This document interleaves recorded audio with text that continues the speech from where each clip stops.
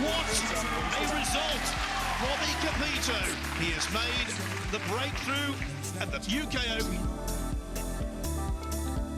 I think with the scale of the World Championship now, it definitely has to be regarded as the premier event. Van August is champion of the world!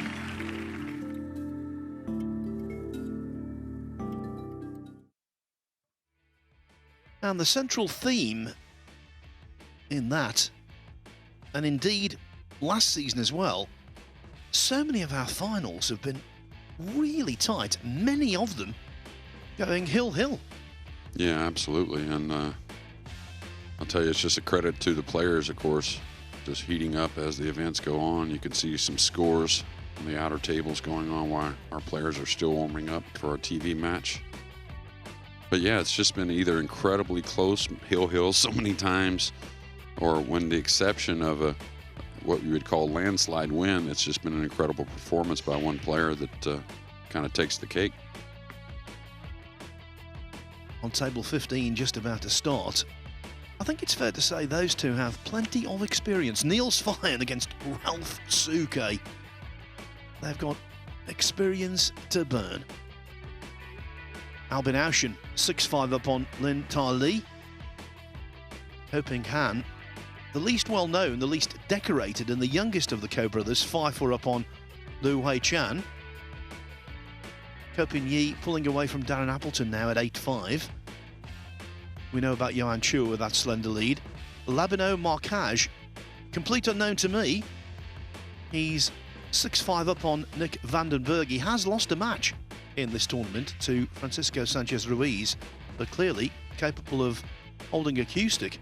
Wojciech Szewczyk on the hill at 9-1 over Joniuski.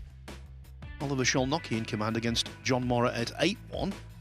Ko Ping Chung has just pulled a rack back against Daniel Guttenberger, but the Austrian remains in front. Earlier on, Jeremy and I saw Mickey Kraus miss a 9-ball against Sam Henderson.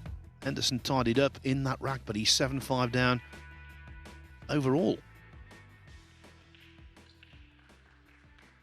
When you get to this stage, very rarely do you get an easy match.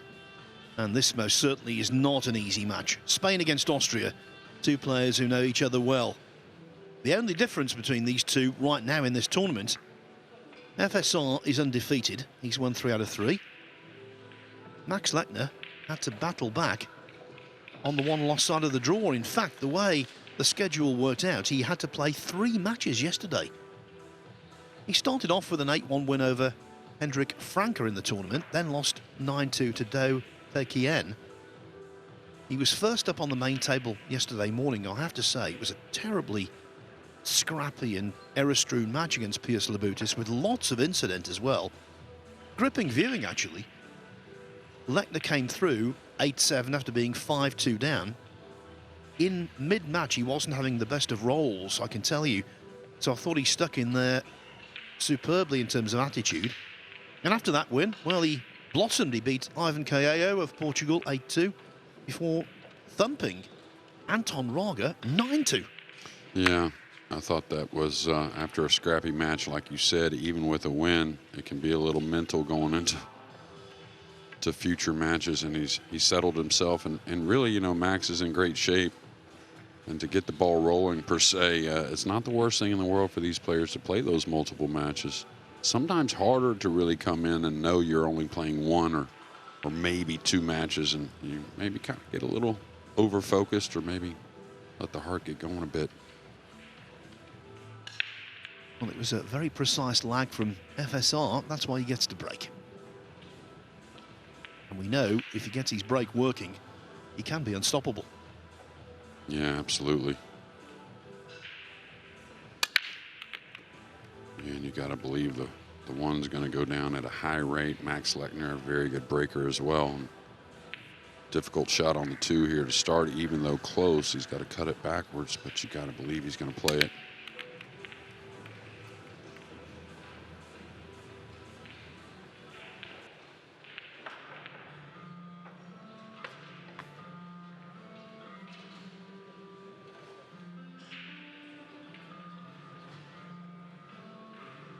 Just before we get into the match, Jeremy, I believe there's some sad news from stateside overnight. Yeah, there definitely was, and just one of our greats and back home. And when I say greats, it's greats in all ways. He's a very loved man. Robert Frost had a stroke last night. He's in critical condition. Of course, he's one of the true fighters in our game and very loved by so many. But like I said, I got to think positive. Just knowing Robert, you know he's not going to give in. So from all of us, of course, and he's loved by so many. Prayers and thoughts go to him and his family, and just keep fighting, Robert. Yeah, well said, Jeremy.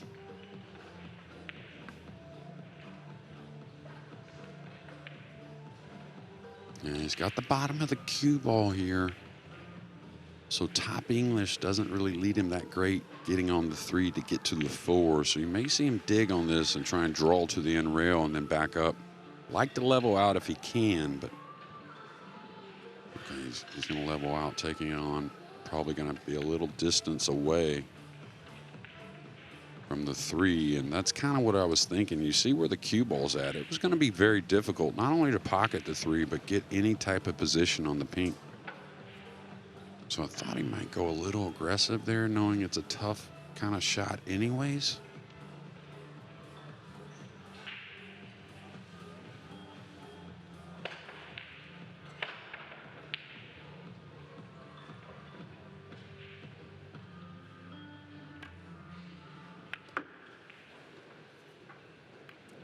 That bump's not going to really hurt.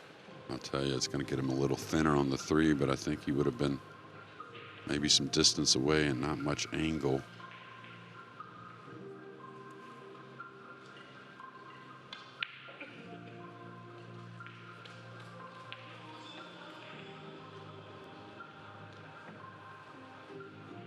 And he's got to dig on this a little bit, so watch out for this long rail point with the 3. Oh, sweet swing. How's the cue ball?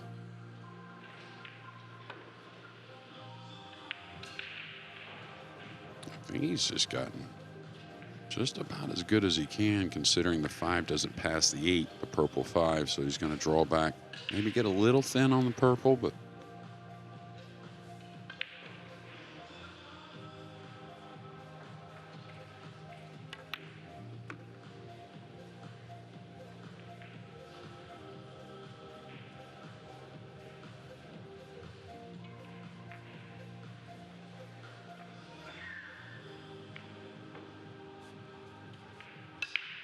Yeah, that first match yesterday morning told us a lot about Max Lechner.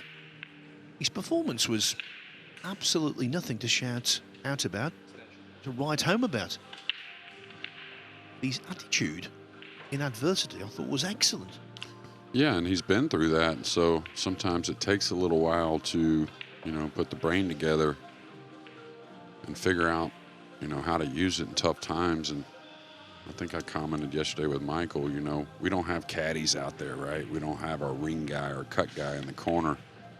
But you have to imagine if you did, what would they be doing? What would their job be? And it would be to stay positive. That would be one of the most important roles of a cornerman. So I think it's important for you to separate yourself from what's happened playing. And when you're in the chair after a mistake, try and, get on with it.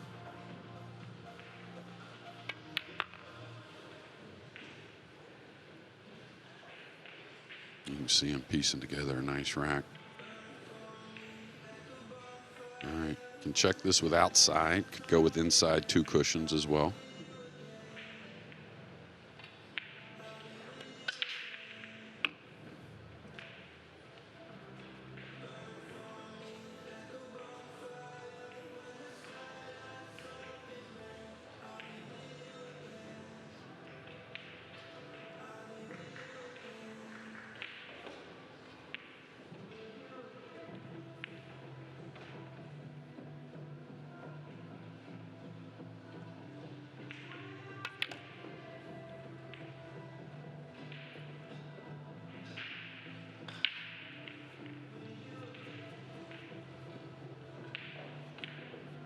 Not 100% this.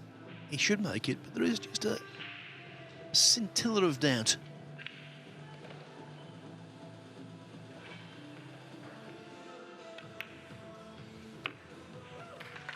Well done, Max Lechner. Got the chance and clinically took it. One of 3 Austrians in the last 64 in single elimination. Daniel Guttenberger and Albin Auschen make up that trio. Notable absentee, Mario He. Now there, just as we went over to the scoreboard, is another result coming in. Mustafa Alner has beaten Dimitris Lukatis 10-3. He just keeps on a tear. Claudio Cacci, we saw a snippet of that match against Johan Chur. Well, Cacci was well behind. Now he's not behind at all. He's on level terms at 6-6. One of the surprise packages of the tournament, Labino Marcage, 7-5 up on Nick Vandenberg. Looking good for Alexander Kazakis. Mohamed Soufi. We love to see him play. And what a great backstory he's got as well.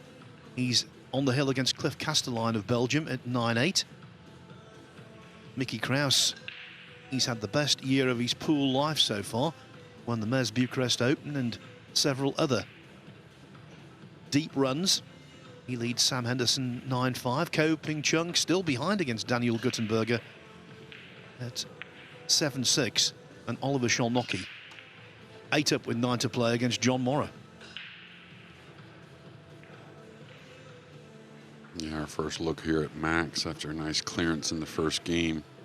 First look at his break, and something that is definitely an asset. And as soon as I say it, we have a dry break, so I won't comment anymore. But we're going to see a difficult push-out situation for FSR. I'm going to make 2 statements here, Jeremy, not based on absolute fact, because we haven't got the facts in front of us, but perception. One is this: these pockets aren't playing quite as tough as the UK Open. Secondly, though, we're not seeing very many break and run-outs, are we?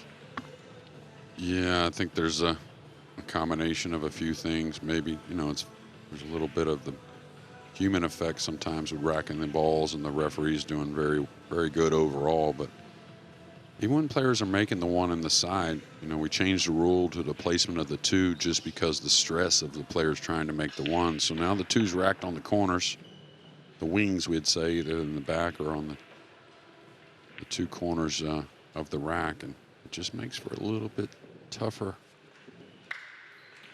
2 ball after, if you're fortunate enough to make the 1. Even though he got through yesterday, beating Gary Wilson 9-7, Shane Van Boning, he was breaking what seemed to be very well, but he just could not catch a break in terms of dropping on the 2. Yeah, and you're going to have spells. That's why it was so incredible what FSR did for some 18 months, just getting so many shots after the break. And a little question probably about the shot clock. Not sure exactly what it could be. Now, this is in the rules because, of course, the shot clock is only in operation on the main table for the first 4 days. It will be on all 3 tables tomorrow onwards. When there is a query, what happens is the shot clock is paused until we know what's going on. I think I know what happened, though. After the push out, it's just like after the break, you get a full minute. And I think Max was only given 30 seconds, so he didn't want to extinguish his extension when he really had a full 30 more seconds to make this decision. All right, it's going to get into a tactical battle, and you know how good FSR is, this department.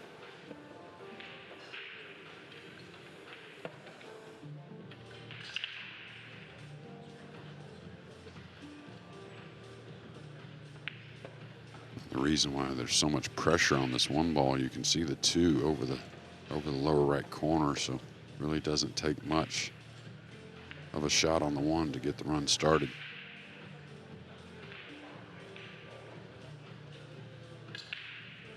I was thinking he may go behind the 8. Couple rails. Looks pretty natural.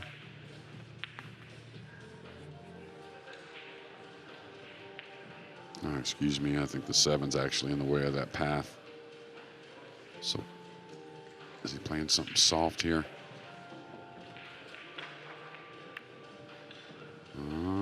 Maybe a little much. Did get a little of the eclipse, I think. And I think it's just definitely due to the weather here in comparison to the UK Open field that not very humid outside. I think the bed's played faster and the pocket just a hair easier. And don't get me wrong, by no means easy. But the UK Open, they were brutal.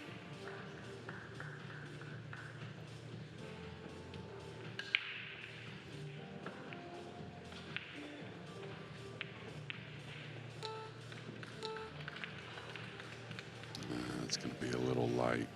Well, maybe not.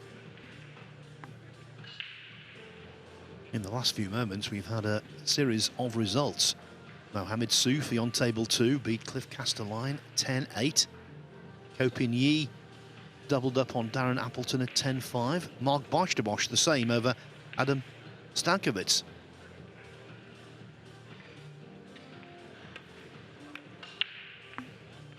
And one final result for you.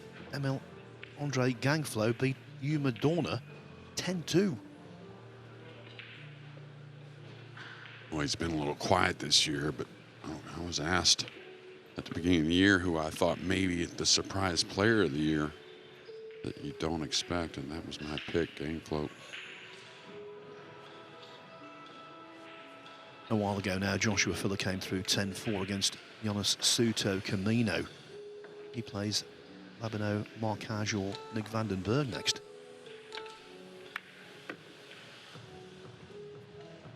All right, this is going to be an odd shot. Anytime you're coming out of the pocket, the ball's so deep, very hard to get the line on the cue ball. Watch out 8 ball, which isn't the worst place.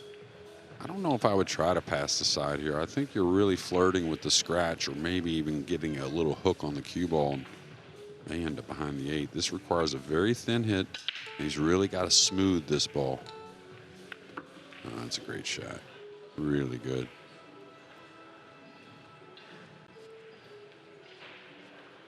Don't you think the technique has improved with Max a bit? I think the timing of the swing has gotten better. At one point, he was very conscious trying to make that better.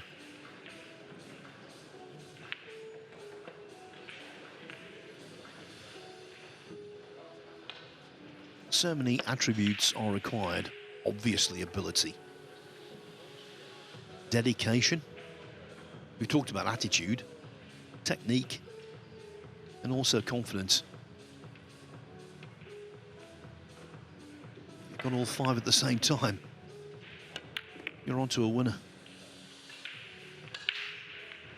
You talked about it. You know, a couple players are actually in the opening, and the couple players that didn't win at all last year. You know, Josh Filler and Fedor Gorst, who met in that Whirlpool Masters final. That's where you have to understand it. You can be as great as those 2 players, and it still can be some time before you take down a big title. That's just how difficult the sport is and a little fickle the game of 9 ball is.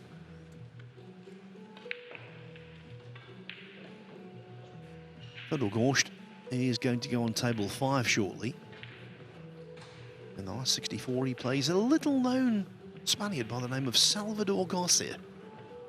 Yeah, well, Garcia, who had a little bit of a so-so match, but then recovered really well to get into that final 64. Now, this was a surprise. Yeah. A real surprise. Yeah, and we can see the tables are going to get more difficult. That's just how it is. Cloth gets broken a bit more. Wow, this is a stretch here, right? Might not get much movement. We made that look easy. This is going to get right on the 50.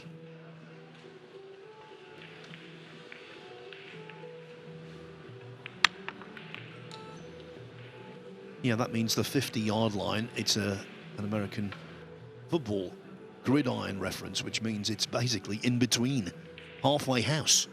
That's right. I mean, you got to figure he's going to want to attack some kind of way, but this has become difficult. Missable ball for sure. Sweet swing.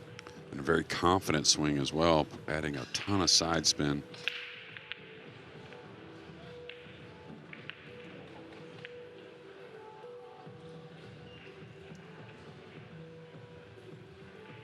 You can see not enough angle really to work the ball to the bottom cushion and back up.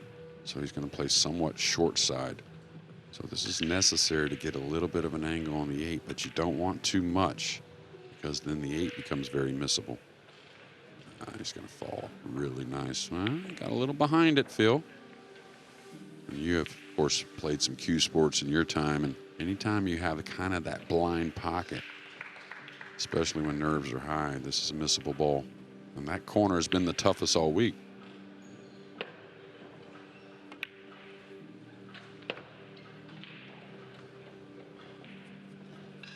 He needed this. Yes, it's still very early. But Lechner will be believing he should be 2-0 ahead, but the 5 ball was missed. And I think the key ball for FSR in tidying up was a very silky 6. So, 1-1. The winner of this, by the way, will take on either Ralph Suke or Neil Svyan. I've got a soft spot for both of those two, so I've got no particular favourite in that match. Whoever wins, I'll be delighted to see into the last 32. Suke has taken the first rack. Alexander Kasakis 8-3 now over Li Jimin. By the way, the Chinese Taipei contingent here, 8 players in the last 64, more than any other nation. Yeah, incredible stuff by Chinese Taipei. And I'll tell you, the strong thing is some of them aren't the names we're used to. Labino Marcage, 7-6 over Nick van den Berg, 7-6 for Johan Chua over Claudio Cacci. Chua has regained the lead. Koping Han, 6-5 over Liu Wei Chan. Wojciech Szewczyk, he came through very comfortably against Joniuski, 10-1. Oliver Szolnocki still waiting for victory. It should come, he's 9-2 up on John Morra. Albin Auschen, consummate match player. He leads Lin Ta-Li 8-6, and if Albin Auschen does win that match, he will take on Mohamed Soufi next. Talk about a clash of styles.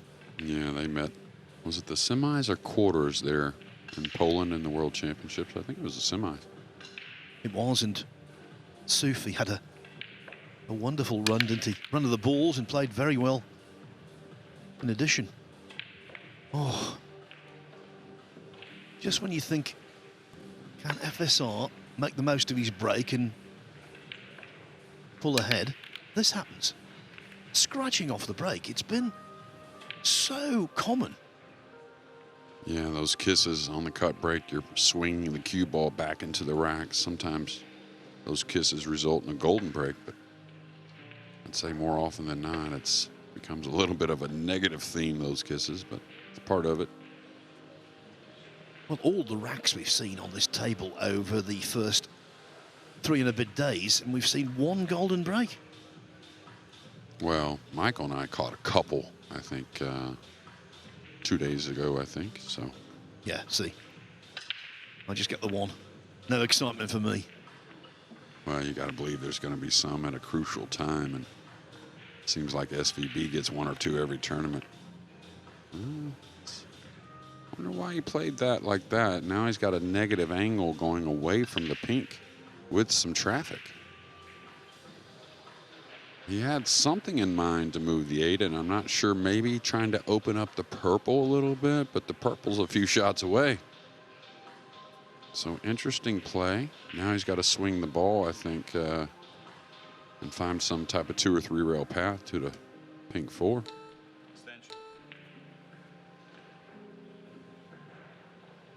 And especially after a missed ball in the last rack. Pretty crucial here in game number 3, even though it's early. And has anyone had an easier road than Wojciech Szewczyk as far as score lines? He's Really just gone about his business incredibly. Kazakis has had some nice wins, big wins.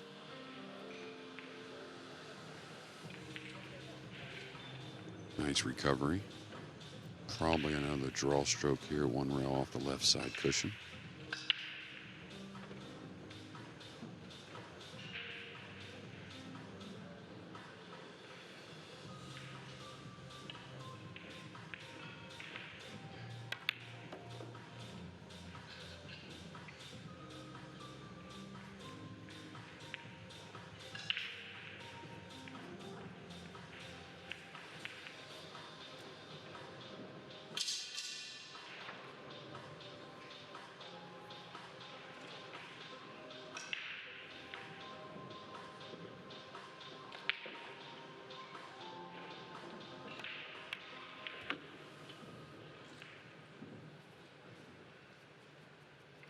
We've said it all the week. The bed is fast. Love the stroke there from Max. Very confident. Got to finish this rack, though.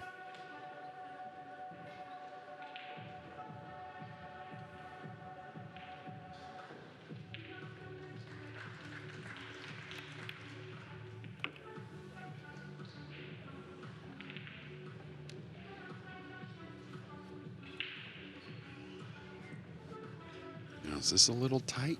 Don't know if he can really rub much of the 9 going by here. I think he's okay and fairly routine.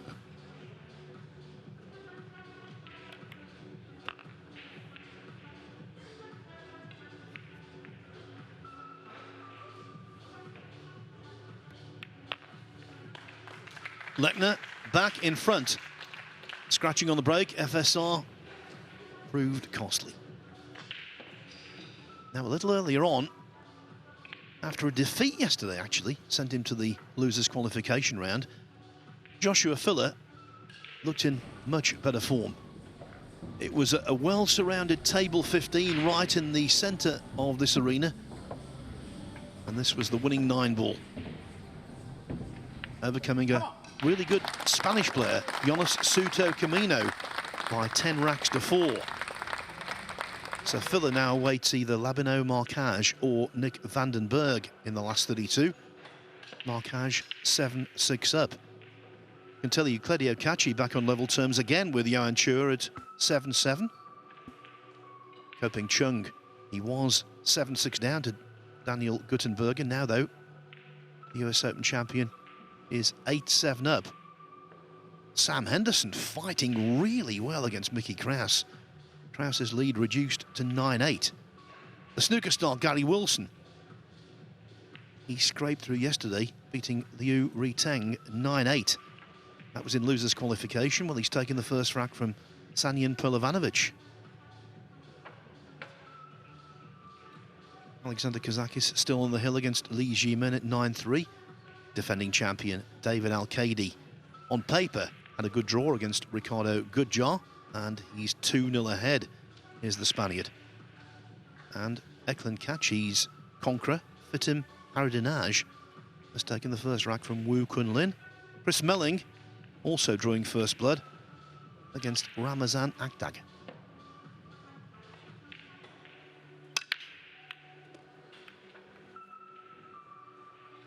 There's the break we're used to seeing from Max, and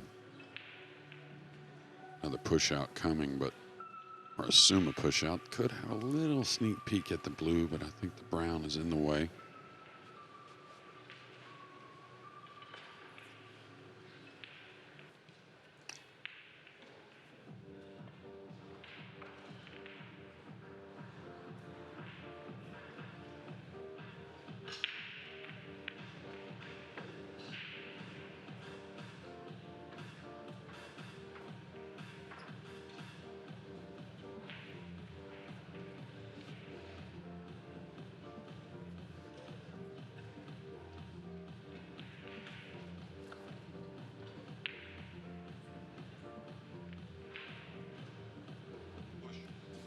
Yeah, really not a whole lot of places to go, so he's going to leave about half the 2 to look at. We'll see what FSR may give this back pretty quickly. I don't know. pretty bare top of the table to really secure a snooker, and he may be on somewhat of a double kiss if he tries to move the rock or the 2-ball. Yeah, this may be an easy one to give up.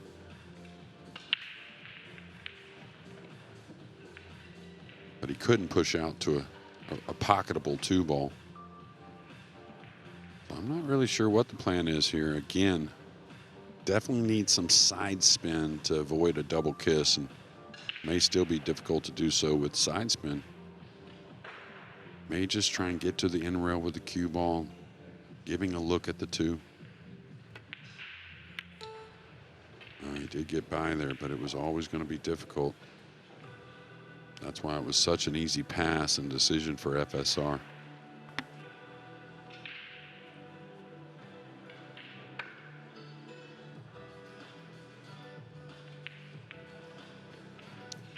Looks like he can get by the 7, playing the blue 2 in the left middle and track the cue ball right down the center of the table and back up for the 3. Of course, we can definitely be fooled here. Catches a snip of the 7, could be trouble.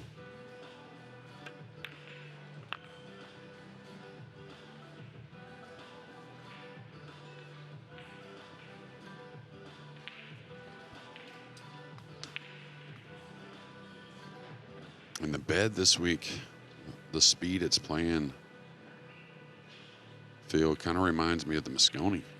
Really, I mean, it seems like the Mosconi is always the fastest table, and not sure exactly why, but yeah, the bed this week playing very quick.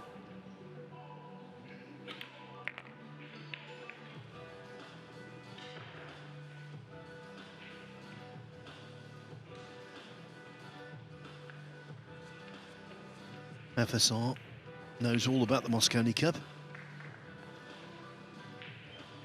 Not so Lechner.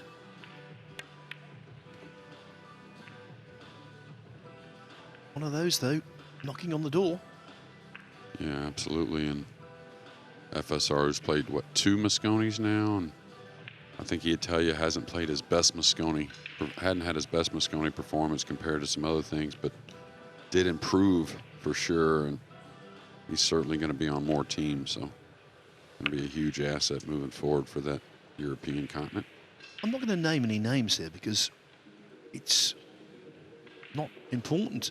I think it's just the general principle that's important. When it comes to the Mosconi Cup, certain players are outstanding, others not so, and it doesn't necessarily reflect their individual record.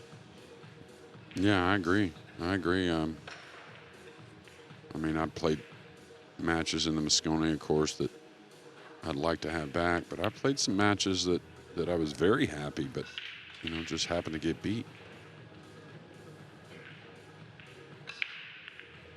But I think FSR, the way his mind is, it's just inevitable he's going to be a great Mosconi Cup player for Team Europe. And, you know, like you said, without naming names, whoever you are, the first 1 or 2 are pretty difficult. Exactly. I think it's difficult to pick a winner here, especially the way the first 4 racks have gone. 2-2. Over on table 13, just getting underway, Alexa Pachelsh against Imran Majid. Sam Henderson's run is over. The youngster from Iowa has been beaten 10-8 by Mickey Krause, who continues to have a golden spell in his career. Albin Auschen still 8-6 up on Lin Tai Li. Oliver Sholnocki has beaten John Morra 10-2. He's got a very ungainly technique, hasn't he, Sholnocki? But I tell you what, he's effective. Koping Chung pegged back to 8-8 now by Daniel Guttenberger. That would be a real shock over on table 14 if the Austrian were to win. Koping Han 7-5 up on Lu Wei Chan. Claudio Cacci hits the front on table 1. If you want to see that match, it's on the Matchroom Multisport YouTube channel. Cacci, Junior Cacci, leading 8-7. Labino Marcage 7-6 up on Nick Vandenberg. Alexander Kazakis still waiting for victory against Lee Ji-min. It's 9-4 now to the Greek. no issues for David Al-Kaidi so far. FSR's best pal 3-0 up on Ricardo Goodjar. And Chris Melling, with that wonderful fluid cue action, leads Ramazan Akdag 2-0. 2-0 also for Ralph Suke over Neil Svyan, and Shane Walford has taken the first rack against Luong Doc Tien.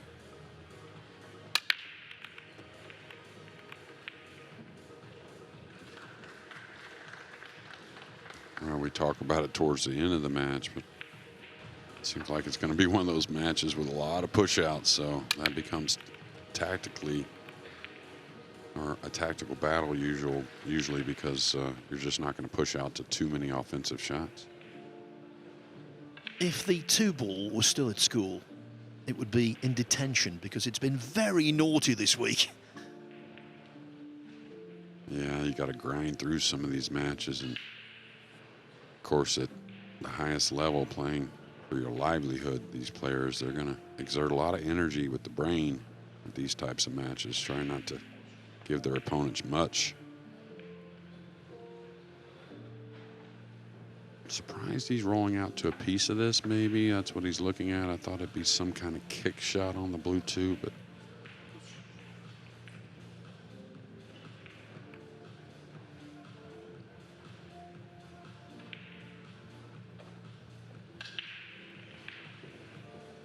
is there a cross corner bank, maybe? Not sure exactly how much of that blue two he has.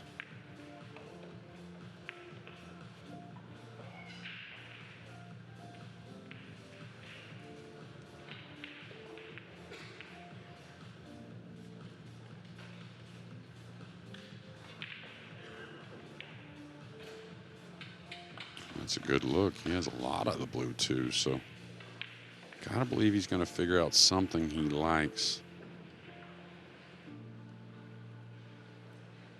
These top players, like any other sport, they want to take it on. They want to be the one, even if it's a tough situation, to try and produce some results when they have a chance. And I hate to pass this back with such a witty tactical player as FSR, and him just show you something that you didn't recognize.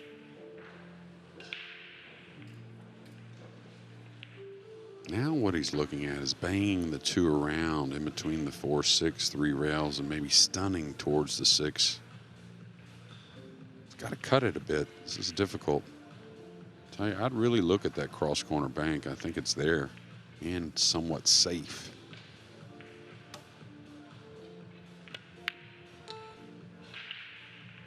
Needs that to travel. I think it will. Gotta say, pretty good stuff overall. It did leave a cut. Needed a little more out of the blue two.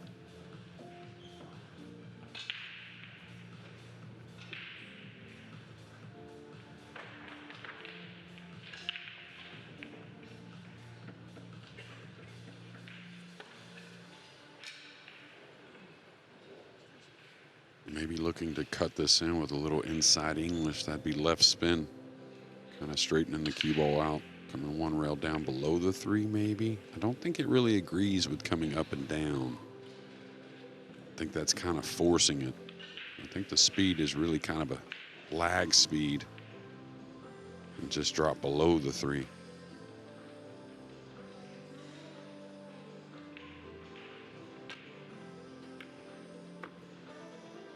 Yeah, he hit it sweet. He's going to get more out of this cue ball than he expected. But I do think the emphasis was pocketing the 2.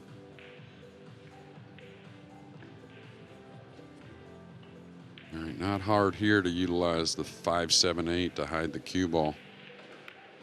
Oh, that's going to be light. I'm surprised he really drew off that ball. He could have ran the ball to the upper right corner, so that's a disappointing strike there from FSR.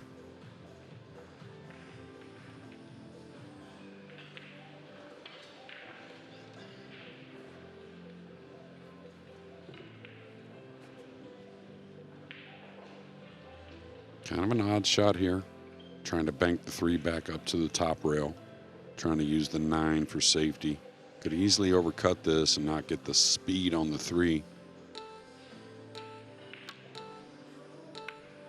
Yeah, that's what the worry was trying. But it's going to open up. No, it's not.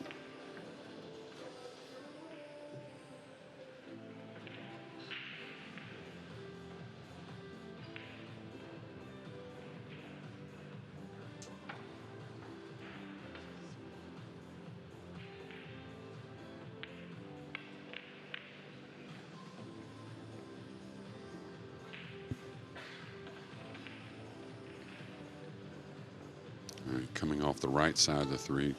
This is touchy as well. There's some gaps there.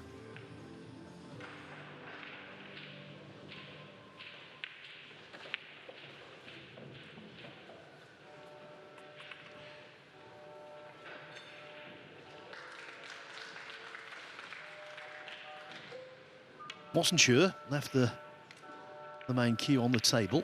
Well, he made up his mind. Then, yes, he realised he does have value in playing the jump. Yeah, well, he burned his extension on the push-out situation, so knew he had to get on with it. Good control here. May not come about what he wanted, but he did escape. Phil, have you ever tried a jump cue? Well, obviously from a snooker background, never needed to because that's outlawed in that game. But it's not been around forever, has it, the jumping? It's more prevalent now than ever, I suppose. Yeah, well, the equipment has become incredible, all the technology, but I think the first jump cues actually came out a bit further back than a lot of people realize, and they were definitely a tool back then in comparison to your full cue. But yeah, today, in the last 15 years or so, they've really, because it becomes something you have to have not only in the bag, but you have to be very good with it. But I'd like to see you try to jump a ball. I think that'd be fun to sweat. In fact, we might do that later on today. All right, missable ball here. The miss usually is on the thick side, but he's got to come across the table, trying to stay off the rail and not landing straight on the 6. Sweet stroke there. Getting so big, Jeremy, if Evel Knievel was still around, he might be doing a stunt jumping over me. Yeah, Evel Knievel, one of my heroes when I was young. My dad loved that guy.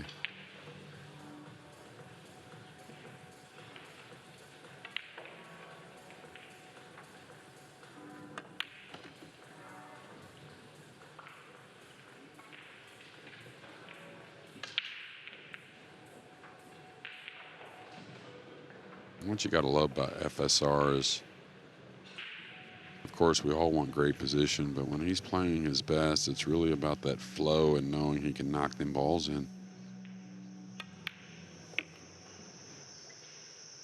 A little jerky on that shot, I thought, but it went in regardless. But you have to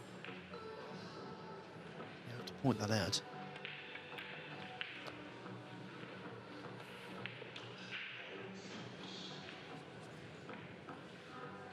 I think we've had 3 lead changes in the first 5 games. This is going to be a close one.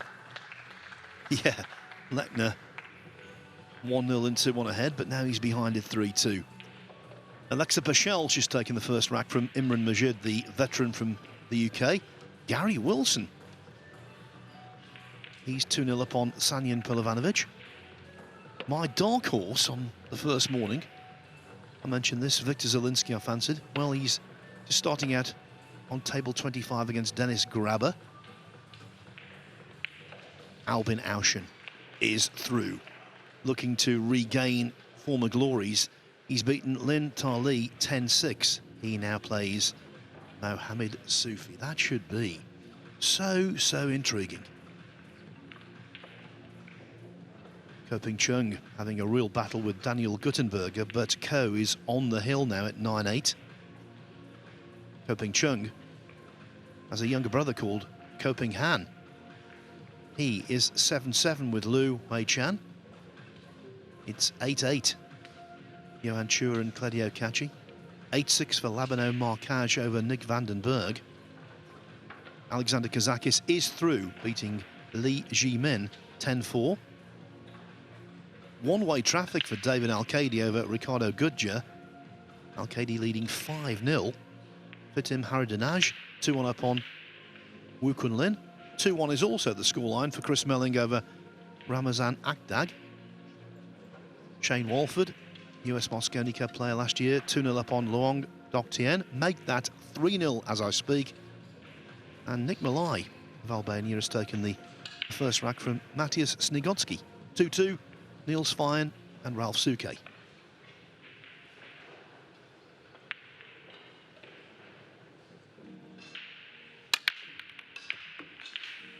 Wow. Did hit it a hair thin. Got a couple kisses, though. You can't think it was that bad, pocketing the one, but now 2 scratches on the break in just a few games for FSR.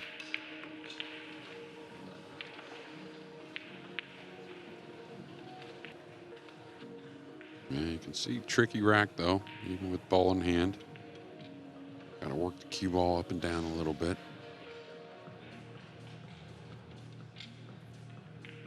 And Haridinaj, you got to give him credit, right? He's really come along with his game.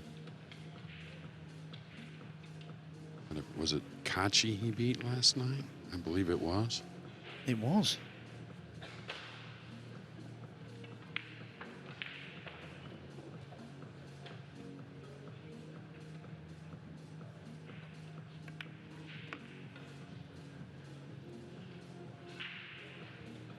Really good shot there. I think being aggressive with the cue ball, not just laying up, needs to get nice on the 4 to make things easy to get down on the purple 5.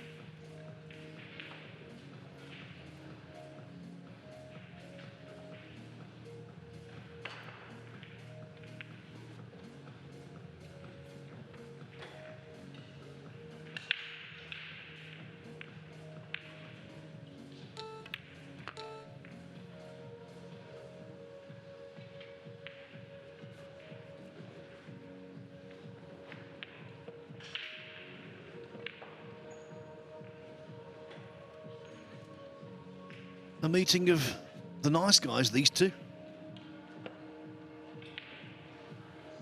Yeah, well, you've been around a lot of sports. I think once someone that has been, caught that thin, got a little quick, pretty fortunate with that little shave off the 8. That cue ball may have gotten lost in the side, but what I was getting at, I think once people get around the pool players, they really start to appreciate just how humble a lot of the players are and really easy to get along with.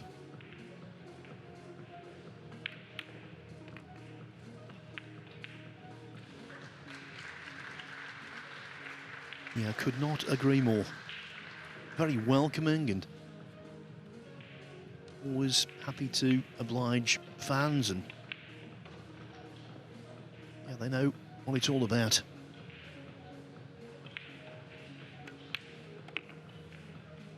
I think that goes back to, the players that they looked up to, previous generations and whatnot. And just kind of goes that way. Pool room's always a good place to find people that, regular old people that really, once you strike a conversation, can get invested in you pretty quickly. All right, got to come 3 cushions here.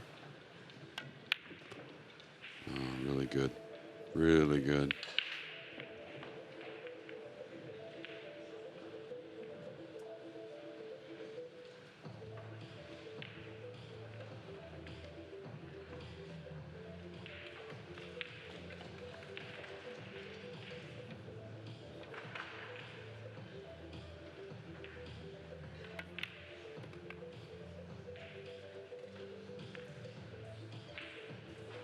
This could be a ding-dong battle all the way.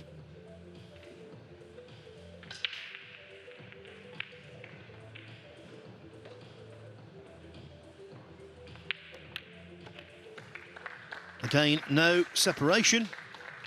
It was 1-1, it was 2-2, and now it's 3-3.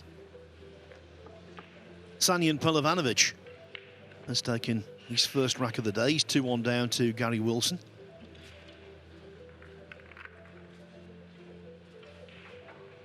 I can tell you on table 14, one of the giants of the game, the US Open champion Ko Ping Chung, is through. He's beaten Daniel Guttenberger 10-8. Valiant rearguard action from the Austrian, but Ko coming good in the end. 7-7, Ko Han and Liu Hui-chan.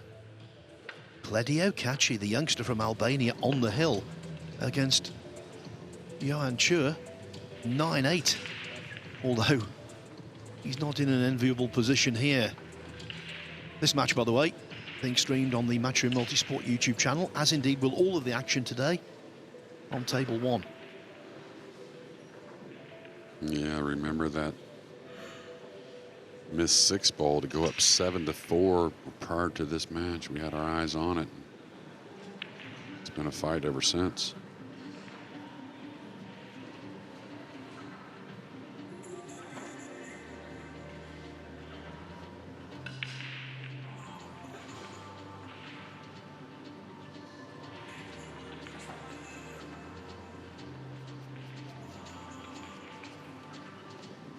The eventual winner of this match will play either Ko Han or Liu Hui-chan in the last 32.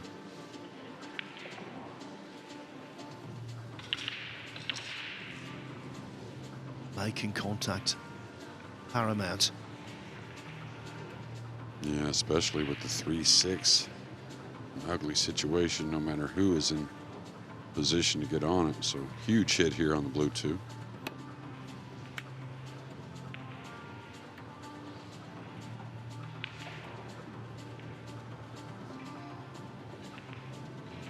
Difficult rack, though. I think the 3 does play maybe off the 5 in the side, maybe in the lower right corner, but he's got a lot of work to try and stay in this tournament, that being Johan Chua.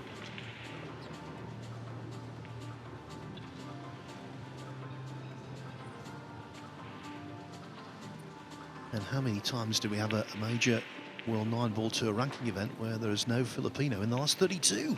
That's a possibility. Yeah, and I just realized he doesn't have the side here.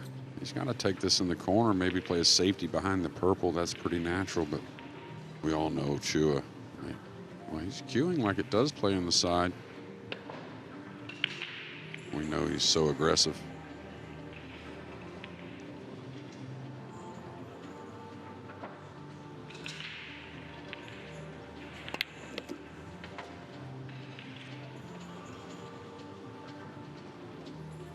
The side he put on partially killed that cue ball off the top rail, but as Jeremy pointed out when he saw the table originally, the 3 and the 6 together was always going to be a bit of a headache.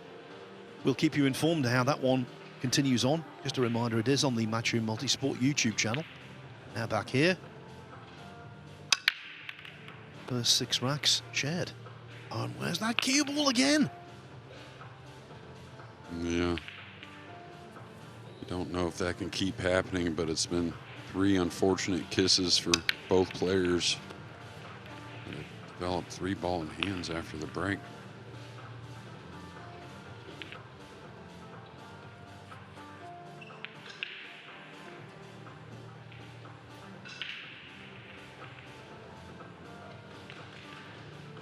He's going to travel a couple cushions around here, trying to fall nice and straight on what looks like a very tight 3 ball by the pink 4. And both these players have played really well here. Just the break again, not allowing one to get going.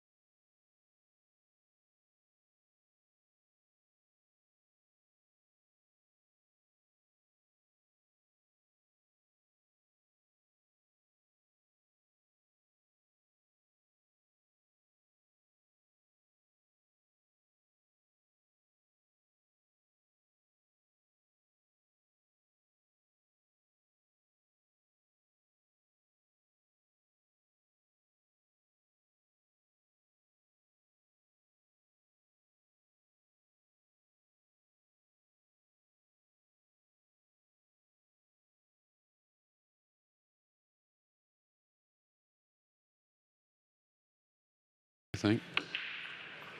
Yeah, scratching on a break-off in 9-ball pool at this level is akin to putting an ashtray on a motorcycle. It just does not work. 4-3 to Francisco Sanchez Ruiz. If you're on the other side of the Atlantic and you're just waking up nice and early and wanting to know how the power trio of Americans in the Mosconi Cup team are faring in the last 64 of this European Open, well, not a lot of news for you yet. Over on table 5, Fedor Gorst just getting underway against Salvador Garcia. And next match on table 1 will be Skylar Woodward against Konrad Yuzhushin. And also in the wings is Shane Van Boning. He will be playing on table 14 shortly against Alex Montpellier of France. There is a piece of good news for the American contingent though. Shane Walford 4-1 up on Luong Duc Tien. Yeah, and it seems like Shane has improved every match. Good signs for him. And that match just now, Chua has deposited the 9 to go 9-9 with Claudio Cacci. So much pool to be played before we get to the Mosconi Cup in Orlando, Florida at the end of November, early December. But it is still a possibility that the USA team could be unchanged from last year. Yeah, absolutely. And, you know, there's, like you said, a lot of points on offer still in a very heavy fall season like always. But we'll see how it really unfolds. Again, Tyler Starr unfortunately couldn't make the European Open, had to fly home for a health procedure that, you know, of course he needed to take care of, and of course looking towards that fall schedule, but untimely for him again, winning the last 2 ranking events in America with some incredible pool, but he'll be back. Finally, not a scratch on the break, Phil. Eureka. He could pull this ball, but I think he can beat the side pocket and just come 1 rail cross, maybe a second soft cushion here. Oh, kind of slid that one in.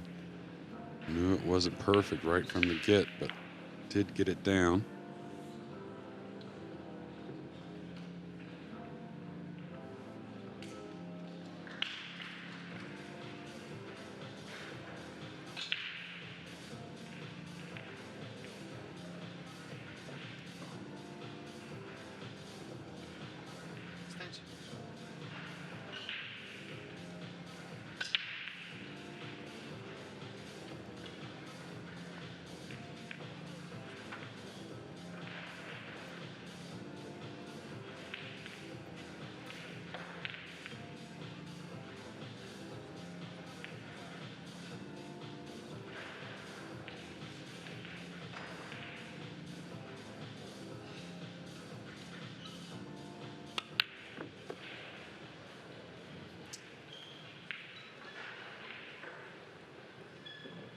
You could hear a little disgust there.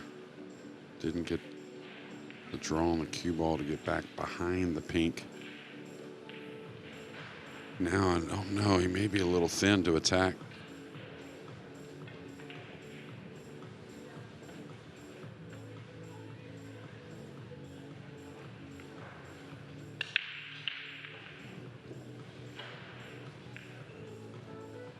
So often, that was quite a simplistic shot, but so often we've seen the cue ball just meander on. I thought FSR played that one nicely. Yeah, absolutely. Some of the hardest there is not only to judge the cue ball, but controlling the object ball. So Max wants to make sure there's no question marks on this hit on the pink, so he's going to make sure a referee has some eyes on it.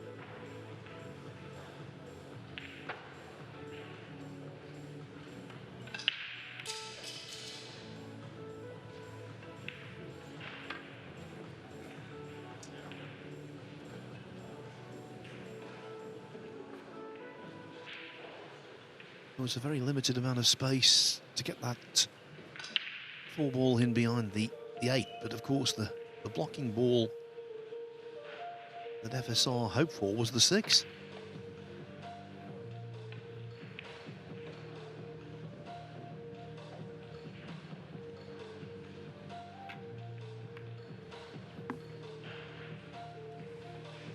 Yeah, not what he wanted there. He knows he's an underdog now, and I'm a little shocked he didn't come more behind the green, even though he did get the cue ball, I think, somewhat where he wanted. But if you notice where he pointed for the pink, he would have had to look maybe at a cross-side bank. Does have to go with the air, but definitely a favorite.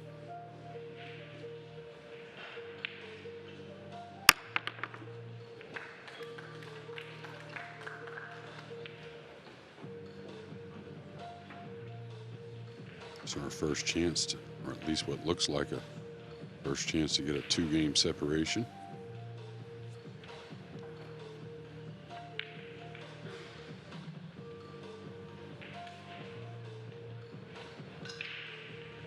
And it's an opportunity that FSR really should take. Dishing from here, it would be a 99 out of 100 job.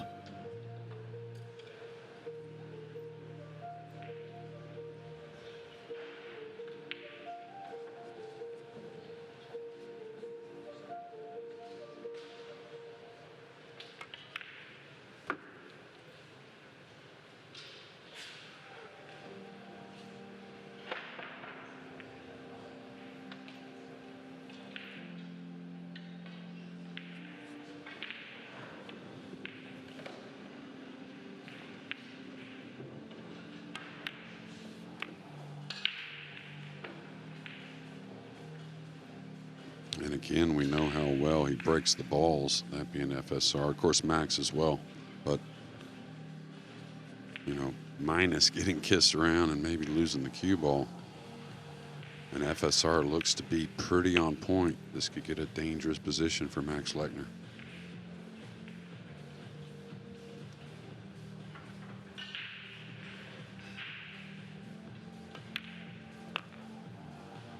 Halfway home, the Ferrari, not in top gear, but he's revving up and he's 5-3 ahead. I think it's very interesting the way that Sanchez Ruiz's career has gone. He's still a young man, won't celebrate his 33rd birthday until just before the new year. He won the World Junior 9-ball championship in 2010, beating Jesse Engel 11-6 in the final. Then, 6 years later, he became European 9-ball champion, overcoming Joshua Filler in the final. 9-3. That was in 2016, but then, given his talent, it was quite a frustrating time. But suddenly, he hit the big time. In 2022, he won the Derby City Classic 9-ball, World Cup of Pool with David Alcady, PRP 9-ball Open in his native Spain, US Open, World 8-ball Championship, played in his first Mosconi Cup. He was on a winning team, and of course he was named Billiards Digest Player of the Year for that. And then 2023 just happened to add the World 9-ball Championship, Premier League Pool, and again was on a winning Mosconi Cup team. The last couple of years have been golden. As for this year, he won the tournament named after him, the FSR 9-ball Open in Lugo in Spain in March, and recently won the European 8-ball Championship as well. So he's doing okay, but 2022 and 2023, tough acts to follow. Yeah, and that would be for any player on the planet, really. Even as dominant as SVB has been. Hard to figure anyone continuing that run like FSR has, or did. But I mean, once you do it, you believe you can do it again, so gotta believe more great stuff coming. 5-3 down for Max, so a crucial game here, and hard to win tactical battles against the Spaniard. May chip the 3 up the rail here, trying to make it more difficult.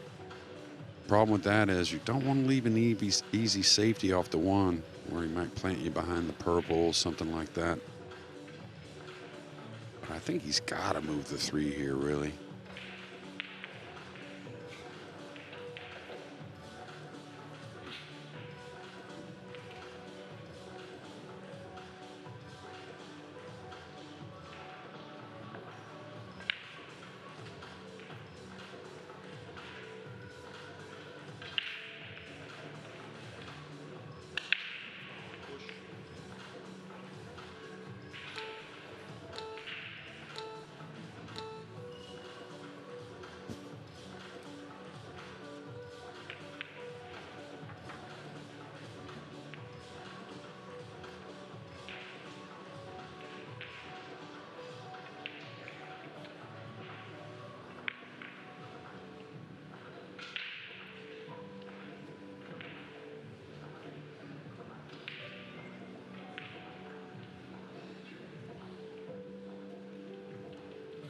Giving it back.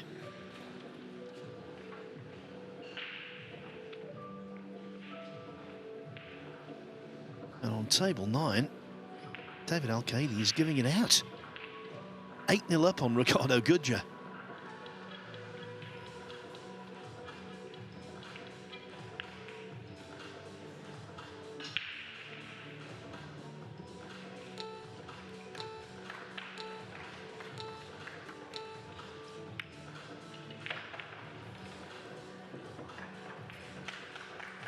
Yeah, really nice shot.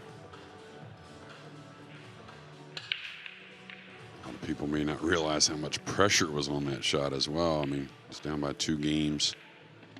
Starting to break. Looky here. Moved over to our other match table. Johan Chu is going to get through with a 10-9 victory. Hats off to Claudio Cacci, though. We'll see more of him.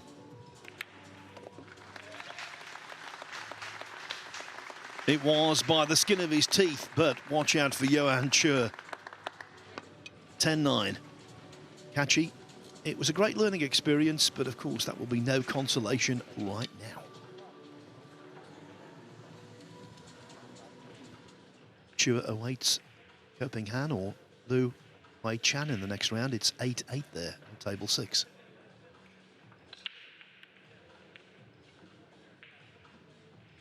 Any good there, Phil? What a kick shot that was.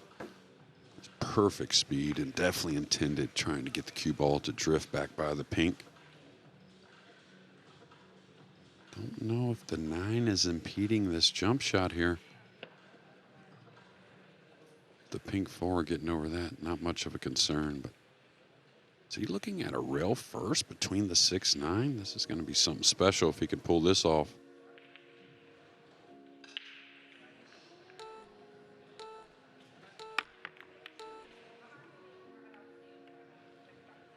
It was a high tariff shot.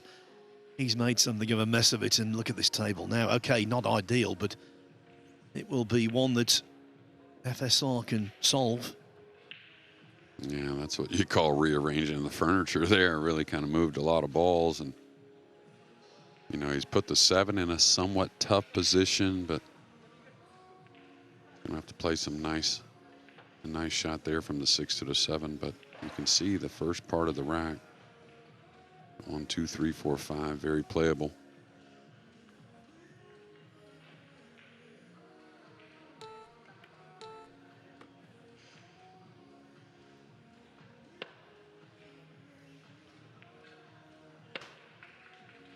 Gotten a little odd here. A little grimace on the face, and drawn by the 6 is very dangerous. I don't think he's straight enough to draw straight out over the spot. Gonna have to go forward with some spin here. Oh, he could stun just by it. So it got tricky right away.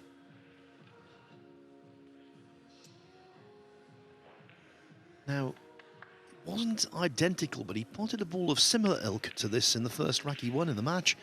It was the second rack he knocked in a really good 6 ball. Again, I will emphasise, not identical to this shot, but similar.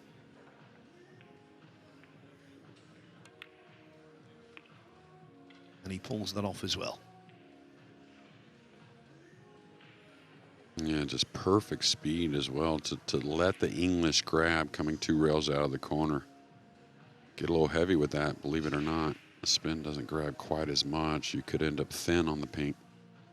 Still a lot of work left in this rack with the 6, 7, 8, 9. Probably comes to the center of the table. Could fall behind the purple on the right side rail. Yeah, that's what he's played.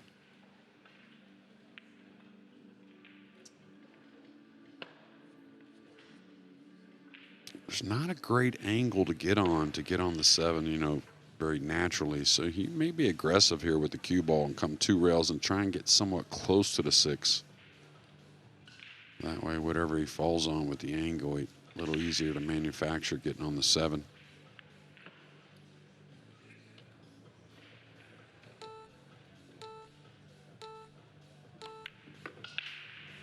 Oh, he drew it.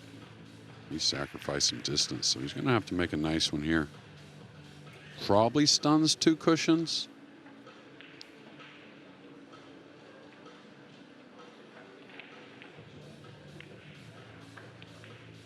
This is the glue that will bind this dish together. Yeah, he wants to broaden this angle. That way the speed doesn't have to be so good to hit the gap. Looks pretty nice. His 2 best shots of the match for me have both been 6 balls. The one I mentioned a short time ago in rack 2 and that one. Yeah, absolutely. And he didn't steer the speed. That's what I like about FSR when he's really playing well. Very athletic at the table.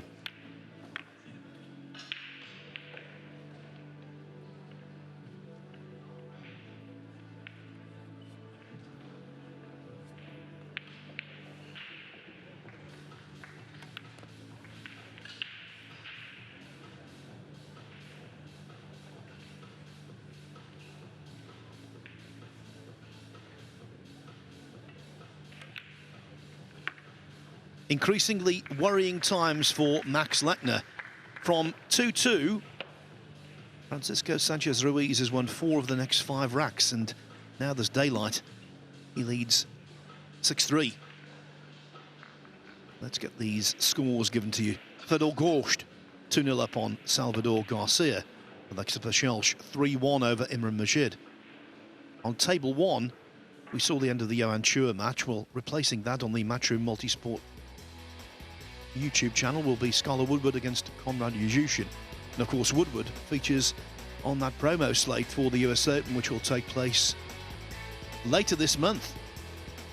Harrah's Resort in Atlantic City is the destination. It's a 6-day tournament for the green jacket. Koping Chung, the defending champion. Francisco Sanchez Ruiz won it in 2022. And the man top right, I suppose you'd have to say, would be the favourite this year, Fedor Gorst, because he's the world 9-ball champion.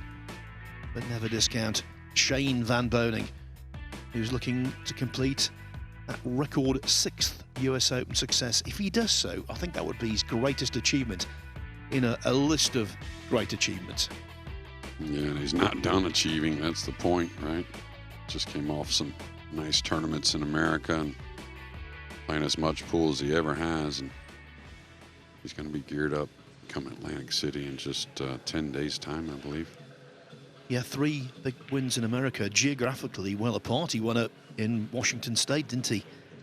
The Weir Memorial, and then went down to Louisiana and won 1 pocket in 9-ball there. Yeah, and I think the good thing about, I don't know, you know, the Weir was on the 7-footers, of course. It's more of a memorial for Jason's father, and just kind of a special fun event for a lot of players. But that tournament in New Orleans, that was some tough equipment, and I think it's really put him in good setting coming here to these 4-inch pockets.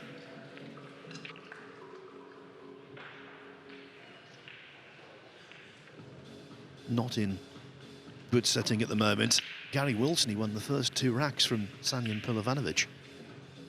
But Sanyan has replied with 5 on the trot. Yes, talking to Gary last night a little bit.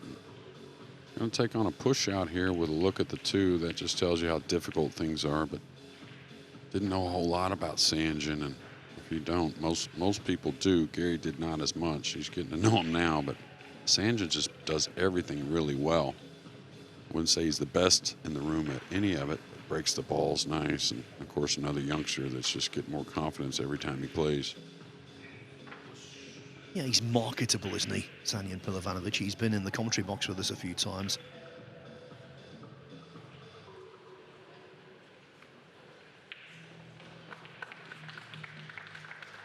Okay, pushed out to a kick shot behind the blue 2, and again, most players would want to take this on. Especially, I think, it, you know, what he showed you in the last rack, right? You played a great safety, he kicked out of it. Not a whole lot that Max could do with that jump shot. Tried to make a miracle one. I like him taking this kick on. He's hasn't looked from the cue ball side yet. I thought the 8 and 6 were pretty big balls overall to be able to hold the cue ball and knock the 2 down below the 6 off the side cushion. The thing is, FSR, when he pushes out here, he's pretty confident he's going to execute.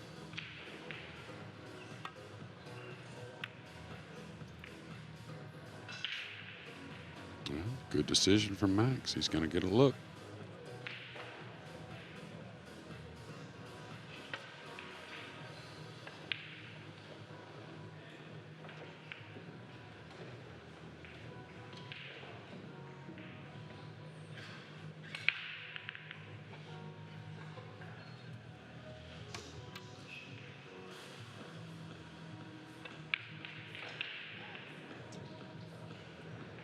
Yeah, and I think FSR kind of knew if he held the cue ball, even if there was a look at the 2, it wasn't going to be easy. All right, so does he chip off his right side or left side of the 2, run the cue ball 2 rails up to the top rail, kind of where his chalk is, just right of the middle diamond? I think it's hard to take this on offensively, even though you can tell that's what he's doing. Wow, what a great shot. Give him a shot. He deserves it.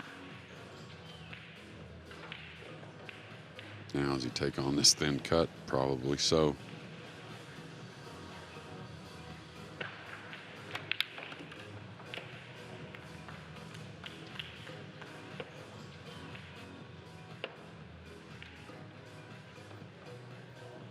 All right, watch out. 7 balls. The cue ball comes across. A little thick, but he did slide it in. Pretty good stroke.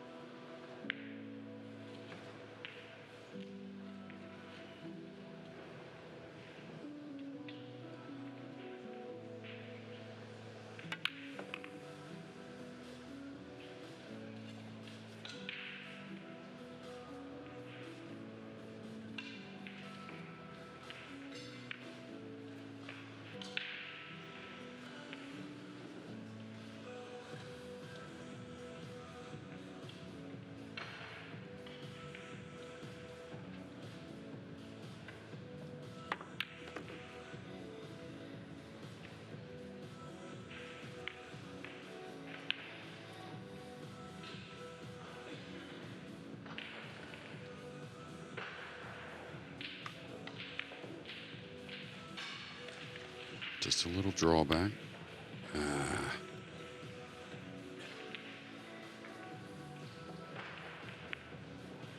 And really didn't get much draw on the cue ball either, so just not the delivery Max was looking for.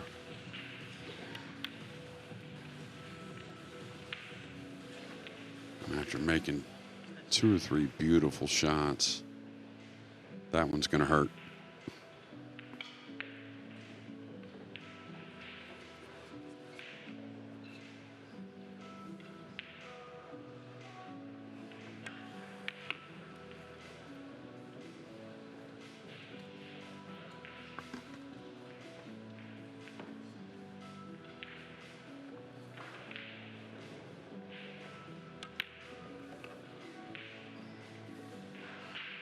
stern expression on the face of Max Lechner, and that's because he's falling into even greater deficit. It was all about the number 7 there, the missed 7 ball, and FSR gets to 7 with Lechner stuck on 3. Over on table 5, Fedor Gorsh 3-0 on Salvador Garcia. Alexa Pashelch being pegged back against Imran Majid. It's 3-2 to the Serbian. Daniel Masayol, rate him highly. He's 3-1 up on the UK Open champion Robbie Capito. Dennis Grabber 3-1 on Victor Zielinski. Ko Ping Han looking to make it 3 Ko brothers in the last 32. He's on the hill against Liu Wei Chan at 9-8. Also on the hill, Labino Marcage against Nick van den Berg on table 4, 9-7 to the man from Kosovo, the unknown from Kosovo. David Al-Qaedi on the hill at 9-1 over Ricardo Goodjar. It's been a good run for Ricardo to get here, the defending champion in command. Fatim Haradinaj, 5-3 up on a former World 9-Ball Championship semi-finalist, Wu Kunlin. Chris Melling and Ramazan Akhdag all locked up at 4-4. How about this? Alex Montpellier from France took the first 2 racks from Shane Van Boning on table 14. Van Boning just winning the 3rd. Matthias Snigotsky 5-2 up on Nick Malai. Shane Walford 7-3 over Luong Duc Tien. And the evergreen German Ralph Suke leads Niels Feiern 5-3.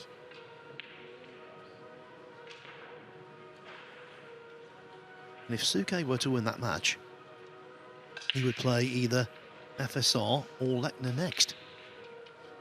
Lots of eyes would be on that match.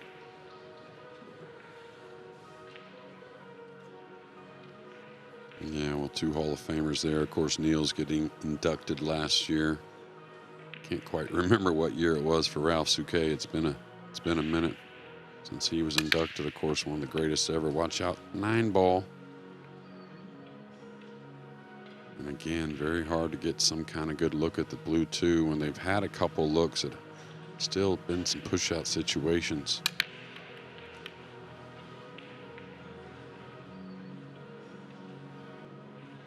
So what we can tell you now is that with all of the last 64 matches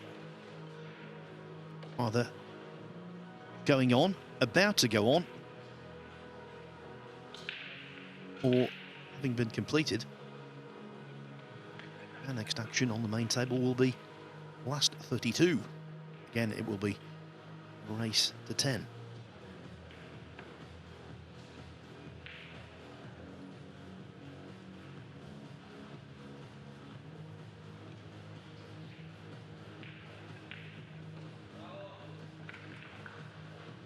By the end of the day, only 16 players will remain.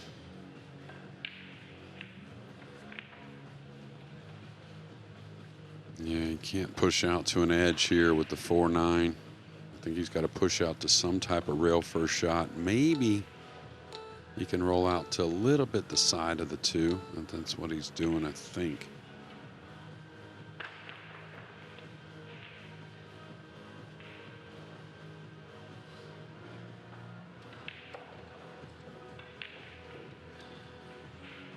These players have had to push out to very difficult situations, so we've seen a few pass back. We may see another here.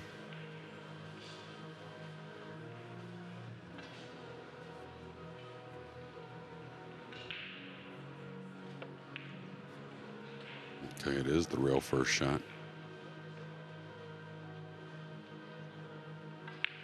Anytime there's more angle, very hard to judge, especially if you're trying to spin the ball and maybe pocket the 2.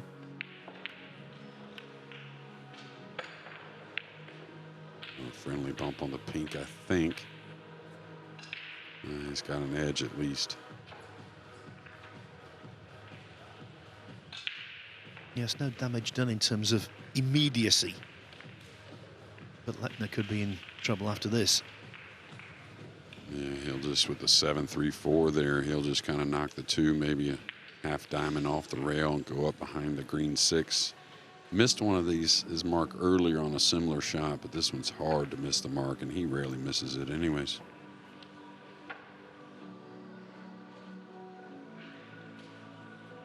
And this is going to be a difficult hit. I mean, where's the rail to go to? May have to come to this bottom cushion, like, yeah, the angle he's looking at, or just kind of go at the 2, and he's tied the 2 up as well on the pink, so probably nothing to pocket. Could maybe carry him the 4 in if he gets enough speed. The thing is, when it's delicate like this, you really don't want to put a ton of speed. You want to keep accuracy on the kick. Oh, great hit, great hit.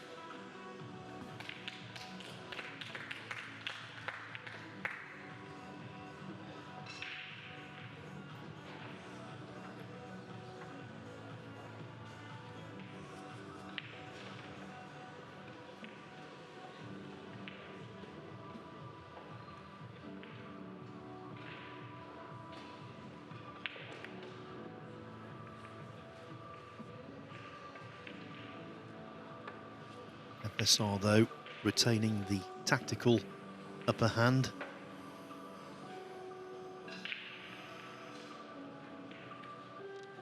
Lechner solving one problem, and then he's faced with another.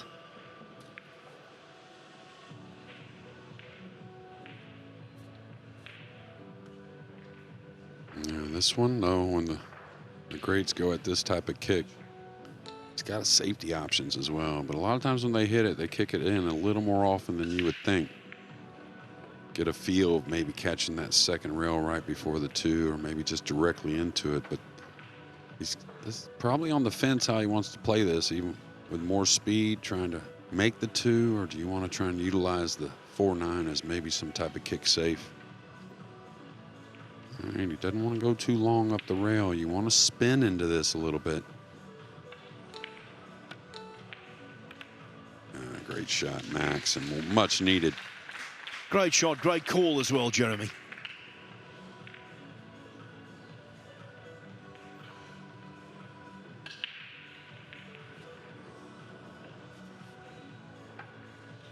Yeah, and I think he was really contemplating which way to go with it. I liked what he did. Let me try and knock a ball in and turn this match around.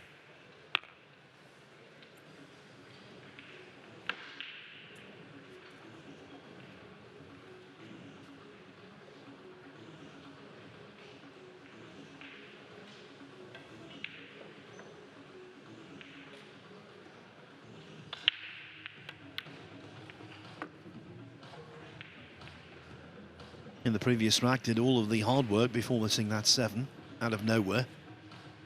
So it's all about retention of concentration.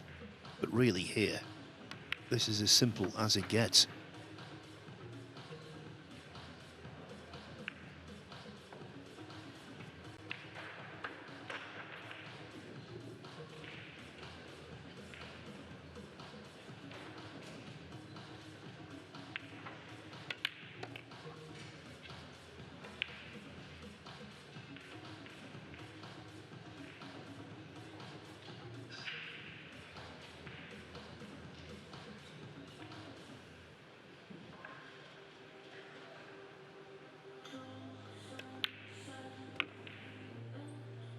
Nice fluid swing there.